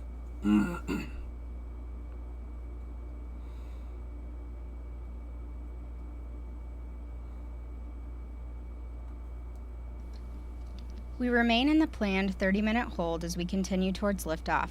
In a few moments, launch conductor Scott Barney will pull the launch team for the final go to pick up the countdown. 29 engineers and managers are pulled for their system status and readiness to proceed. This is the final status check for all Atlas vehicle systems, ground systems, spacecraft, and the U.S. Space Force Eastern Range. The vehicle system readiness pull includes electrical systems, hydraulics, pneumatics, propulsion systems, flight control, and propellants. Let's listen in as Scott Barney performs the final polling. L-7 minutes. Status check to proceed with terminal count. Atlas systems, propulsion. Go. Hydraulics. Go. Pneumatics. Go. LO2. Go. Water. Go. Centaur systems, propulsion. Go. Pneumatics. Go. LO2. Go. LH2. Go. HASGAS. Go. Electrical systems, airborne. Go. Ground. Go. Facility. Go. RF FTS. Go. Flight termination system. Go. GCQ. Go. Operation support. Go. COM. Go. Umbilicals. Go. ECS. Go. Redline monitor. Go. Quality. Go. Op safety manager. Go. ULA safety officer. Go. Vehicle system engineer. Go. Anomaly chief. Go. Range coordinator. Clear to proceed. Launch director. Launch vehicle is ready to launch. Mission director. You have permission to launch. We have to clear. Proceeding with the count. ALC, verify T0 is set for 10:190. Verified. Polling is complete, and the ULA launch team and the Space Force mission director go for launch. From T-minus 4 minutes until launch, you will be listening to Scott Barney and his team performing the final steps in the countdown procedure. Several critical activities occur in the final minutes leading to launch, including verifying fuel tank levels and pressures in the booster and Centaur, as well as arming the flight termination system. At T-minus 25 seconds, you'll hear Go Atlas, Go Centaur, Go STP-3. This is the final status check of Atlas, Centaur, and STP-3 readiness. At T-minus 3 seconds, the main engine ignites, followed by ignition of the solid rocket boosters. Then after seeing the Atlas V lift off the launch pad, you'll begin hearing flight commentator Jesse Gonzalez providing launch vehicle ascent data.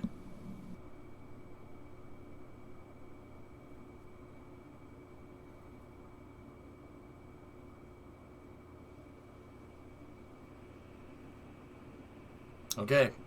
They went around the horn. Everybody seems good to go. So let's just listen and see what we can hear. ULA broadcasts all the comms, which is actually really cool. They're broadcasting the main loop. So you can hear all the procedures and stuff. It's actually really, really cool. You can learn a lot from this.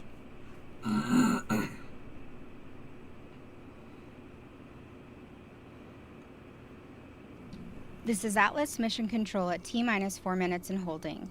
We anticipate releasing the hold in just a few moments. Okay, they released the hold. That means they ready to go. On my mark, the time will be T-minus 4 minutes and counting. 3, 2, 1, mark.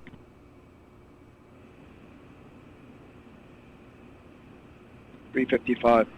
Ground The pyro countdown enabled. clock is resumed, and we Okay, will go ground for launch pyrotechnic at 5:19 a.m. Eastern. are enabled. That's the separator mechanism from the rocket to the pad. With liftoff approaching, we are going to turn They up use the volume on explosives our to get it launch away. team so we can hear the final preparations taking place.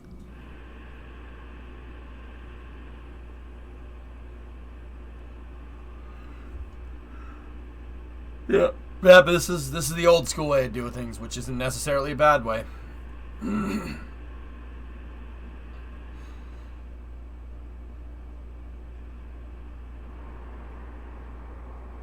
Pretty much, man.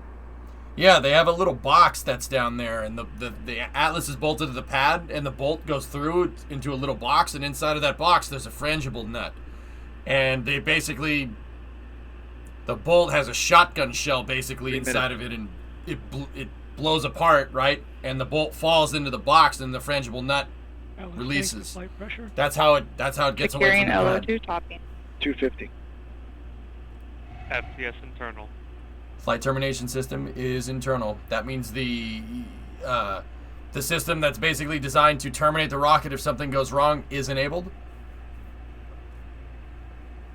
Atlas is a very aesthetic rocket. Oh no, it's a very 230. very pretty rocket. LDPE-1 is configured for launch. Roger. Okay, NASA's satellite is configured for launch.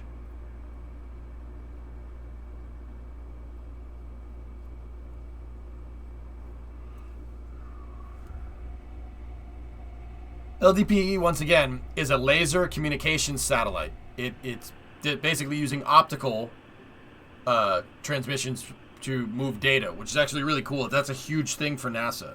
And then we also have STP-59. STP-3, which is a internal DoD payload. Launch signature start. Okay. 150. Vehicles in Securing Centaur LH2.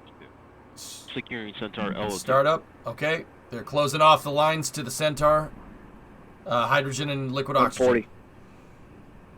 Launch enabled. Not on this 137. one.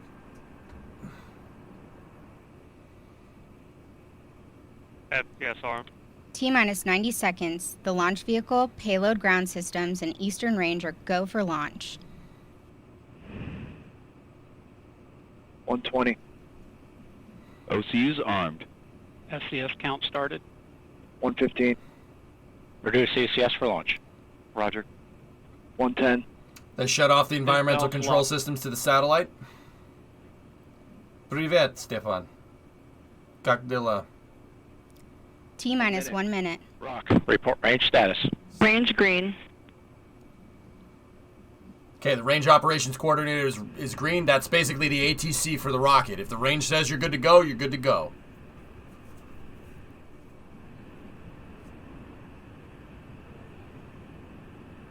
$40 seconds. Stable at step 3. Status check. You should get a status check here in a couple seconds.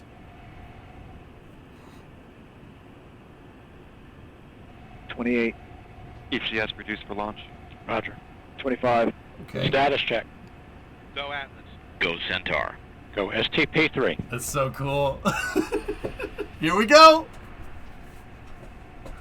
Now hear this. Sir, you better buckle up. T-minus 10, 9, 8, 7, 6, 5, Ludicrous speed. 4, 3, Go! 1. And we have liftoff of the United Launch Alliance Atlas V rocket, Yeah! STP-3 mission for the United States Space Force. That thing took off. Vehicle has cleared the tower and is beginning the pitch over program. And the RD-180 is throttling down slightly as expected. Engine response looks good. And passing 20 seconds into flight, the PU system has gone to closed loop control. SRB chamber pressures continue to look nominal. RD-180 pump speed and fuel injector pressures continue to look good.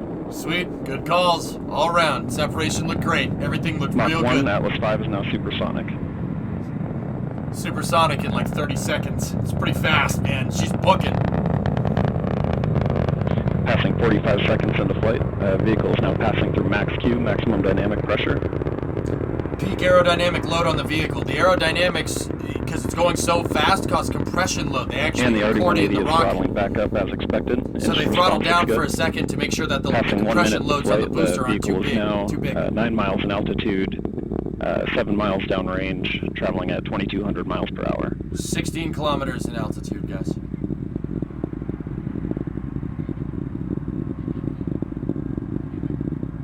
And the RD-180 is throttling down again as expected. Engine response looks good. Standing by for SRB burnout shortly.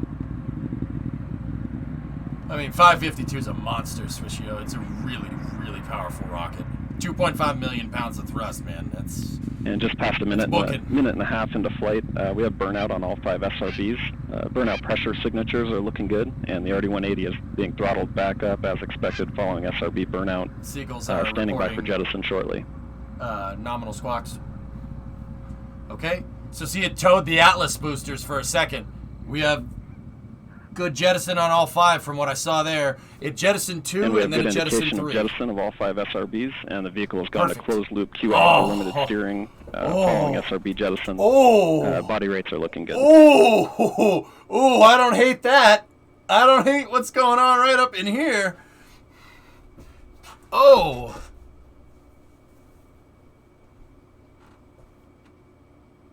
Okay. That first stage is going to go for Another 2 minutes. And coming up on 2.5 minutes into flight, a little over 2 minutes remaining in the boost phase of flight. Oh, that shot with all 5 SRBs coming back. That was pretty cool.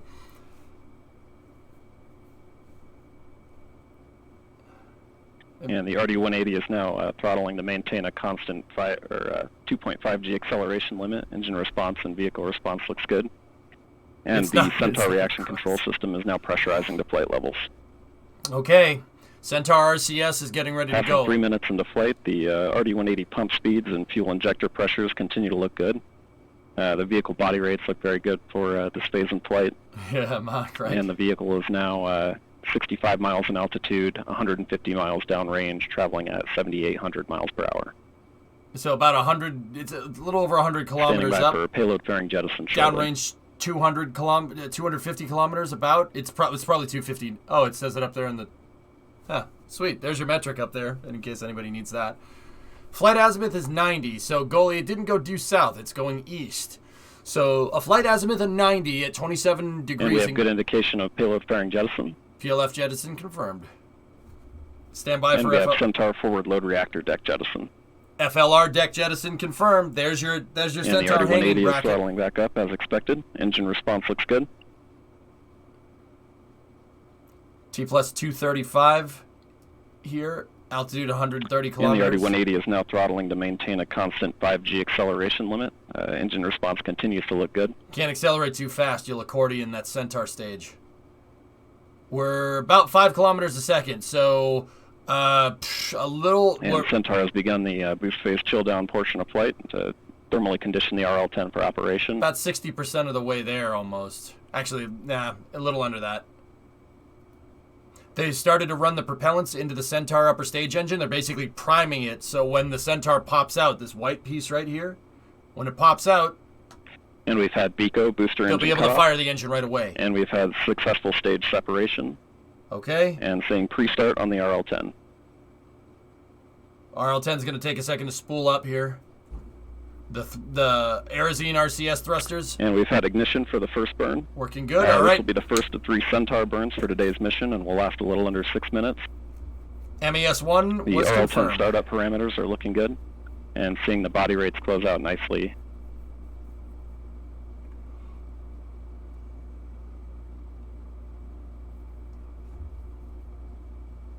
Yep. Yeah, Mab.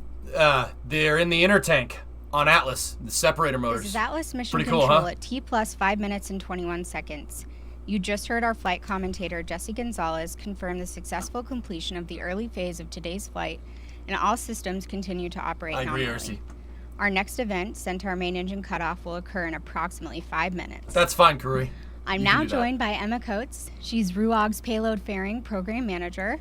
Thank you so much for being here with us today. Yes, thanks so much for having me. It's such an accomplishment to be here and to witness the jettison of our first payload fairing, our first out of autoclave payload fairing. Yes, it's been great. I mean, it's a Yes, huge accomplishment for the exactly. team, and we're going to talk a lot about what that means out of autoclave manufacturing. But as you know, They made it in you a guys have pressure been cooker. producing payload fairings for us for quite some time. But Well, this actually, is the no, out of first autoclave. one They that didn't we've make this one in a flown pressure using cooker. the out of autoclave process. Can you explain to us a little bit about what that means? Yeah, so normally when we talk in autoclave or out of autoclave, we're talking about the curing or the baking process that goes into They make fairings, creating CMH. an creating a payload fairing or a composite structure. The autoclave itself is actually the container that is it's performing early, this Tessa. Give curing her or a baking friggin' break. process. Great. So in autoclave versus out of autoclave, what are some of the Just benefits? real quick, fellas. What we're looking for is a positive perigee here. That once that perigee altitude goes positive, the vehicle would achieve 7,600 meters a second orbital velocity, meaning that you're in orbit. You're 28.4 degrees inclined. That should go down to 27 over time.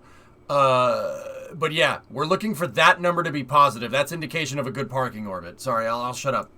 with just one oven cure cycle, which saves a ton of time. That's great. I mean, a lot of efficiencies there. We're all about efficiencies and making things better going forward. So what a huge accomplishment and what a fantastic process you just kind of went through for us. All right, Mock. So have as a good night, you know, don't be afraid you to have ask me a production questions. facility that also And if I'm being a shares jerk, you our tell me, ULA okay? Decatur production facility. This was the first fairing that was actually produced there and flown now. Can you tell us a little bit about the partnership between RUAG and ULA? Gotcha. Yeah. So we have many years that, as you mentioned before, we've got a ton of years of partnership with ULA, both on our U.S. Switzerland, on our RUAG Switzerland side, and our RUAG US side. That's what I'm watching, man. With this being the first one out of Hunts or out of Decatur, this actually allowed us to be super close to you guys, sharing that wall essentially. So we were actually able to issue, I guess, better delivery, I guess would be the time frame, or be the thing, but we were able to have better delivery times, save on logistics, which is again, saving on a ton of costs. Love the efficiency. Again, we're talking about So should SpaceX, for what it's I mean, worth. the one thing that's been great, we obviously talked about process efficiencies, which was awesome, but I mean, you're talking about process flow efficiencies as well. We literally share a wall with our two facilities. They are awesome, so you dude. can't Yep. get more efficient than that. Yeah. All right, so something near and dear to my heart. I've been lucky enough to work with you on the Vulcan development program for a long time now. As our viewers may not know, you're actually producing the Vulcan payload fairing for us as well. So can you give us a little bit of a status on where we're at with that development program? Sure. So we're actually nearing the completion of our qualification process for that. And of course, we're gathering all of our lessons learned from this launch and You know what's fun any about of being the the other payload broadcaster, fairings we're building as well. Bram? That way we can make sure that Vulcan is also a, You know what's fun? a success as well. I can time Right, out and people it's when been they say so stuff that I great to don't watch that qualification testing that we've been doing at Marshall Space Flight Center. So excited to see that come to completion and fruition and things like that. So it's been really great, you know, learning more about the first out of autoclave fairing. I'm so happy to have you here. Emma, thank you for joining us, and I hope you have a good rest of your day. And again, congratulations. It's 5:30 in the morning. All right. Okay, let's get back to the mission. We're coming up on the end of the first of 3 Centaur engine burns. Our next cool. event is the Out of autoclave fairings are actually pretty sweet. Because fairings usually take a long time, because what they have to do is basically have to put them in a pressure cooker. You have to put them in a giant oven that's the size of like a semi-truck, and it has to heat it up, and it has to heat it under pressure to get the fairing to. You have to basically bake the fairing. So RUAG was coming up with processes where you don't have to do that, which could basically what that means is that you can make fairings faster. Being able to make fairings faster means you can launch more rockets. Straight up, like SpaceX has that same problem. So SpaceX tried to what they do is they make the fairings reusable, not because it makes sense monetarily to reuse them, but because they're a bottleneck. Fairings take weeks to make. They have to spend like weeks in the oven. So RUAG making those out of autoclave fairings is actually a pretty big deal. That's really cool. Okay, we're almost there. Stand by for MECO 1 here. Main engine cutoff 1. On the Centaur, we have perigee is positive. And we have MECO. Engine cutoff pressure signatures look good. The Centaur will coast for approximately 1 hour prior to the next burn. Sweet. See, note that they shut off the Centaur engine right before the velocity that was indicated. See, if you look at the perigee altitude is still going up. They're using those little thrusters, the Aerozine 50 thrusters on there.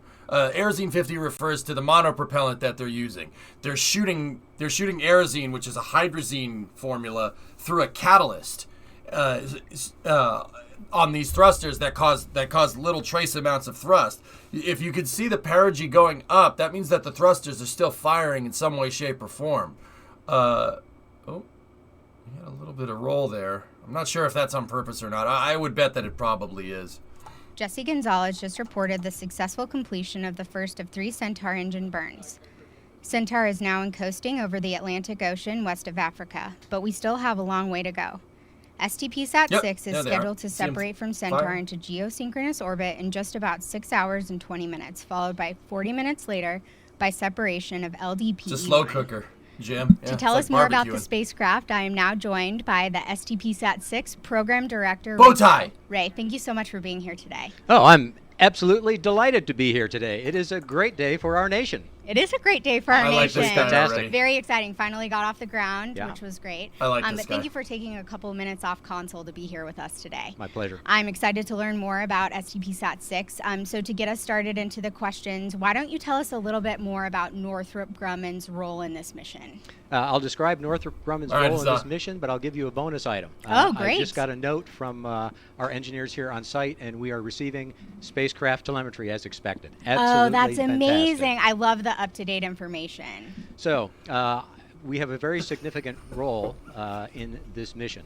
I'll start with the Northrop Grumman contribution from the top of the rocket to the bottom of the rocket. There are two spacecraft. The top spacecraft is STP-SAT-6. STP-SAT-6's mission is to explore science that will inform a generation of spacecraft design and mission design. Northrop Grumman's role for STP-SAT-6: design, development, test, integration of the payloads, and support of the mission over a 10-year period of time. You didn't really say anything. That's a fantastic life cycle, but you contrast that to this program has been under motion for the last 7 years. So this moment, long day coming. It's live telemetry between updates, 7 years of development and the first hours of 10 years of operation. So we are very excited. This about animation that. is As we move down the what stack, the spacecraft is doing. See the live data thing up here? Number 1. LDPE stands for Long Duration Propulsive EELV. Very good. An acronym within an acronym. Love those. So think about LDPE number 1. It is a ring. However, it is an extremely smart ring. It is a spacecraft, and you can affix payloads to that spacecraft. There are so many advanced scientific payloads that are sitting on shelves right now. Telemetry-based animation. For lack of financial that's resources, correct. we cannot get those in space. Guys, they're slow rolling. They're slow rolling the spacecraft to ensure even thermals on the craft. You don't want to heat up one side over the other. They're basically barbecuing it. An inexpensive and an Like easy way to integrate payloads that represent the forefront of technology. A way to reduce risk, to test payloads in space early, and even better than that, the opportunity for residual operational capability. We continue our walk down the vehicle this morning, and we have had, it is a pride point for us, and the pride point is the relationship with Atlas over a 3-decade, more than 30-year period of time. A long heritage there. Extremely Very long good heritage. streak So everyone, shot, of course, dude. saw those magnificent GEM engines. Those are produced by Northrop Grumman. Yes. We also produce some Nice, composite RB. structures for the Atlas as well. So a great deal of Northrop Dude, Grumman content. you hit that one out of the certainly park, a great man. That's deal a of perfect employee streak. Pride when we see an event Look. like this and prepare for 10 years of operation. It's quite an the SRB integrated jettison team is right effort, there, but see? it's really amazing to see all of the aspects that Northrop Grumman has been involved in over this long period of time. So again, congratulations on us finally getting here today. So let's take a look now at our payload. What makes STP-SAT-6 unique? Well, we'll start with a very capable and a very prestigious client, the U.S. Space Force. We work with the Space Test Program located at Kirtland Air Force Base. Their leadership in this has been absolutely remarkable. And then as we work through the rest of the mission, and so STP-SAT-6 has set all sorts of records on our Dulles campus. One for today is this is our 200th spacecraft. Congratulations! From our Dulles campus. It's exciting. And we'll say You LDPE did it! was 201. But, Okay, that's yes. fair. That's fair. STP-SAT-6 is number 200. Okay. We have set perhaps 25 records for spacecraft that have moved through our campus. It is our first rad-hard bus. It is a redundant bus. It is designed for a 10-year life, and it has been. He's talking just about an this thing absolute right here. delight See this to thing with all the develop stuff and on to it? build. That's That's great. STP-SAT. It's that thing. Truly amazing to hear about all of the activities that went in today and how unique this WD-40, we got to do that thing you so in talked terms about. of the actual mission today, can you give it. us a little bit more information about the mission milestones we can expect to see? Absolutely. So we'll start with 20 minutes before we were launched today. We went to internal power, but internal power for us means we are on our batteries, but the Centaur carries batteries as well. Correct. And that assures us that when we are released, IPFS. That we will have, let us say, a full head of steam. Our batteries will be Space test fully program, charged. Swishio. So Goalie, we will be attached to the Centaur for another 6 and 1/2 hours. It's a very long mission today. It is actually the length of this mission is a record. Another record. Another record. Yeah, for both of us actually. Absolutely. Yeah. So also great there too. Mm-hmm. So after 6.5 Andrea's hours, we into it, will and pop I off the dig vehicle. that. Gently Cool. pop off the vehicle. We like a gentle ride. Deliver you to the right place. Delivery to the right Nice. place. And so on this 6.5 I like someone that we are in a actually mode cares. called When all they actually safe, care, it which makes it means more we fun. cannot accidentally deploy any of our mechanical appendages. So we will pop off the rocket. At that time, thrusters will be enabled, wheels will be enabled, our solar array will deploy, and we will find the sun. And then the ground segment will acquire us. At that point, that's when it's thumbs up and the launch has been completely successful. I like this guy a when lot. We are delivered That guy on is orbit. cool as hell. Once on orbit, we will undergo a test regime, 66 days, plus or minus 66 days. A little bit longer. And then we will transition to government operation, and that puts us in a role where we will support these operations for a decade. Oh, great. That's a really long time. I mean, we're talking about long times to get us to orbit. Now we're talking long time in orbit. I mean, it's truly great to hear all about the heritage, the history, and our mission today. So before we let you go, is there anything else you'd like to add? Well, absolutely. Always, yes. Always, absolutely. So here's what I would add today. I will finish today with the words that we use when we start every major meeting with our stakeholders. And when I say stakeholders, and when I use the word team, team goes far beyond the boundaries of the Northrop Grumman employee family. It includes the Space Force, NNSA, NASA, ULA, and a broad community of stakeholders. And the words that we use are this: if you're willing to work as a team, anything is possible. That's my message Teamwork today. makes the dream work, baby. We all know how complicated everything is. Did he just with give this the horns, entire man? process. So quite a collaborative That was the effort, horns right there. And congratulations. This guy is today. awesome. I have certainly appreciated all of the information you just gave provided the to us. freaking I know our horns viewers have enjoyed on it as stream. well. I can certainly feel your enthusiasm. So I know everybody guy's my really appreciates hero. that. But certainly, thank you for spending some time with me today and letting us know a little bit more about You your flash the mission. horns. Thank you for the opportunity. I appreciate it very much. Thank you so much. Have a great day. All right. Before Andrea, hello. Before I toss today's live coverage back to our NASA partners, where you'll hear more about the laser communication relay demonstration. I didn't know that was a I'd step like in the flight. to thank Jesse Gonzalez for his participation in today's show, as well as Brian Sizik from the Space Launch Delta 45 Weather. You can stay updated on today's long ascent to geosynchronous orbit with ULA's live blog at ulalaunch.com, or join the conversation on Twitter and Facebook. I'm Andrea Lenhoff. Thanks for joining me bright and early today. Before we hand you back to NASA coverage, let's take one more look at the liftoff from today at 5:19 a.m. Eastern. Have a good rest of your day. Yeah, you too. It's a little early. Not too early to be hitting the coffee, though. 9, 8, 7, 6, 5, 4, 3, 2, 1. And we have liftoff of the United Launch Alliance Atlas V rocket with the STP-3 mission for the United States Space Force. Hell yeah. Vehicle has cleared the tower and is beginning the pitch over program. And the RD-180 is throttling down slightly as expected. Engine response looks good. Seven, you can always tell who's a night owl. She ain't a night owl, man. There's so much coffee being drank in the Atlas Space Operations Command Center. If you're just joining us, welcome to NASA's live coverage of the Laser Communications Relay Demonstration, or LCRD. It launched about 20 minutes ago from Cape Canaveral Space Force Station as part of the Space Test Program 3 mission. LCRD will demonstrate the unique capabilities of laser, also known as optical communications, versus the radio systems and NASA here's an uses elbow. Now. And here with me this morning is Jeff Sheehy. He's the Chief Engineer for NASA's Space Technology Mission Directorate. Jeff, wasn't that a beautiful launch? Oh, they're always amazing. I mean, right out there, the launch, the bright flash, and then you wait a few seconds and you hear that sound that kind of beats against your chest.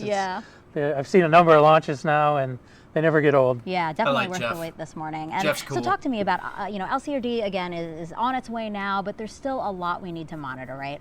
Yeah, the spacecraft is going to be delivered to near its final orbital home in about 6 hours and 10 minutes from now. It'll be dropped off from the upper stage of the launch vehicle. It's going to be great. And then it'll maneuver into place over the course of a couple of weeks. During those couple of weeks, the Space Force will be checking out their spacecraft. The spacecraft is more than just a host platform in terms of a place to mount all the LCRD stuff, but LCRD is going to rely on spacecraft systems to be working. So they'll bring up the spacecraft, check it out, make sure everything's working okay. Yeah. And then when we know, about 2.5 weeks from now, when the spacecraft is in its proper orbit, when the spacecraft has all been checked out, we'll be able to turn on the LCRD payload. Yeah, that's really exciting. And then when do you say, hey, this mission was a success? Is there a threshold we need to cross? There's a number of objectives that we have for the mission. All of the technology demonstrations that we do, we write formal requirements, and we have a set of mission objectives. And this one's no different. We've got objectives that will demonstrate the capability of transmitting data at high data rates from the ground to the spacecraft, from the spacecraft to the ground. Ultimately, there'll be other assets in space on the ISS, on the Orion capsule. We'll communicate between those and relay that data to the ground.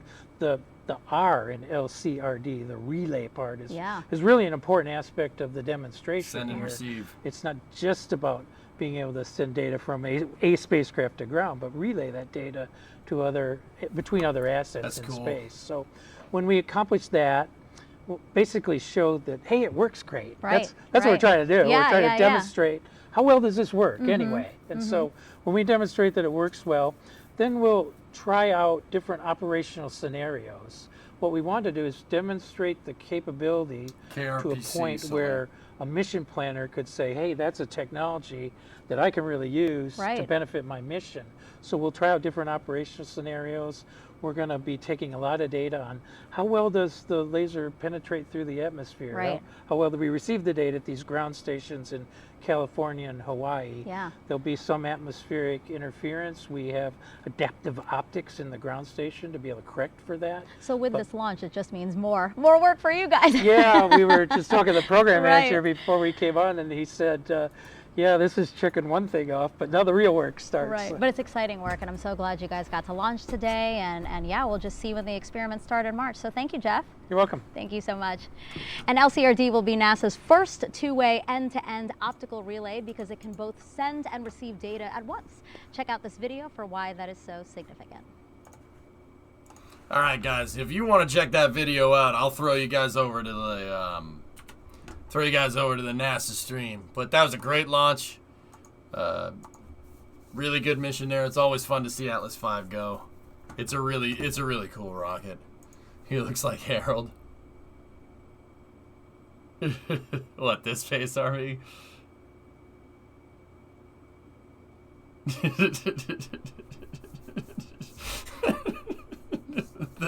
the pain face. And Tessa, yeah, let's see. All right, if you guys like the launch coverage here, let's see what we got. Pat, hello. This is fine. Okay. Here, let's go over to next space flight. To talk to Pat, see what's going on. Okay, so next flights on the list here are all launches. So STP-3 is the one that just went. We have Soyuz 21A on Wednesday. Rocket Lab moved a data with Destiny to the 8th as well. Okay. That's early in the morning. Oh. Yikes. We got 5 more rocket launches this week. Hell yeah. 2 of them with crew on it, dudes. NS-19 on Thursday. Falcon 9 Block 5 with NASA's IXPE mission. And then Electron. And then Soyuz with Yusaku Maezawa. Didn't the lunar satellite mission have a laser communication array demonstrator already? Not one that can send, receive, and relay, Pythos. Yeah, but yes.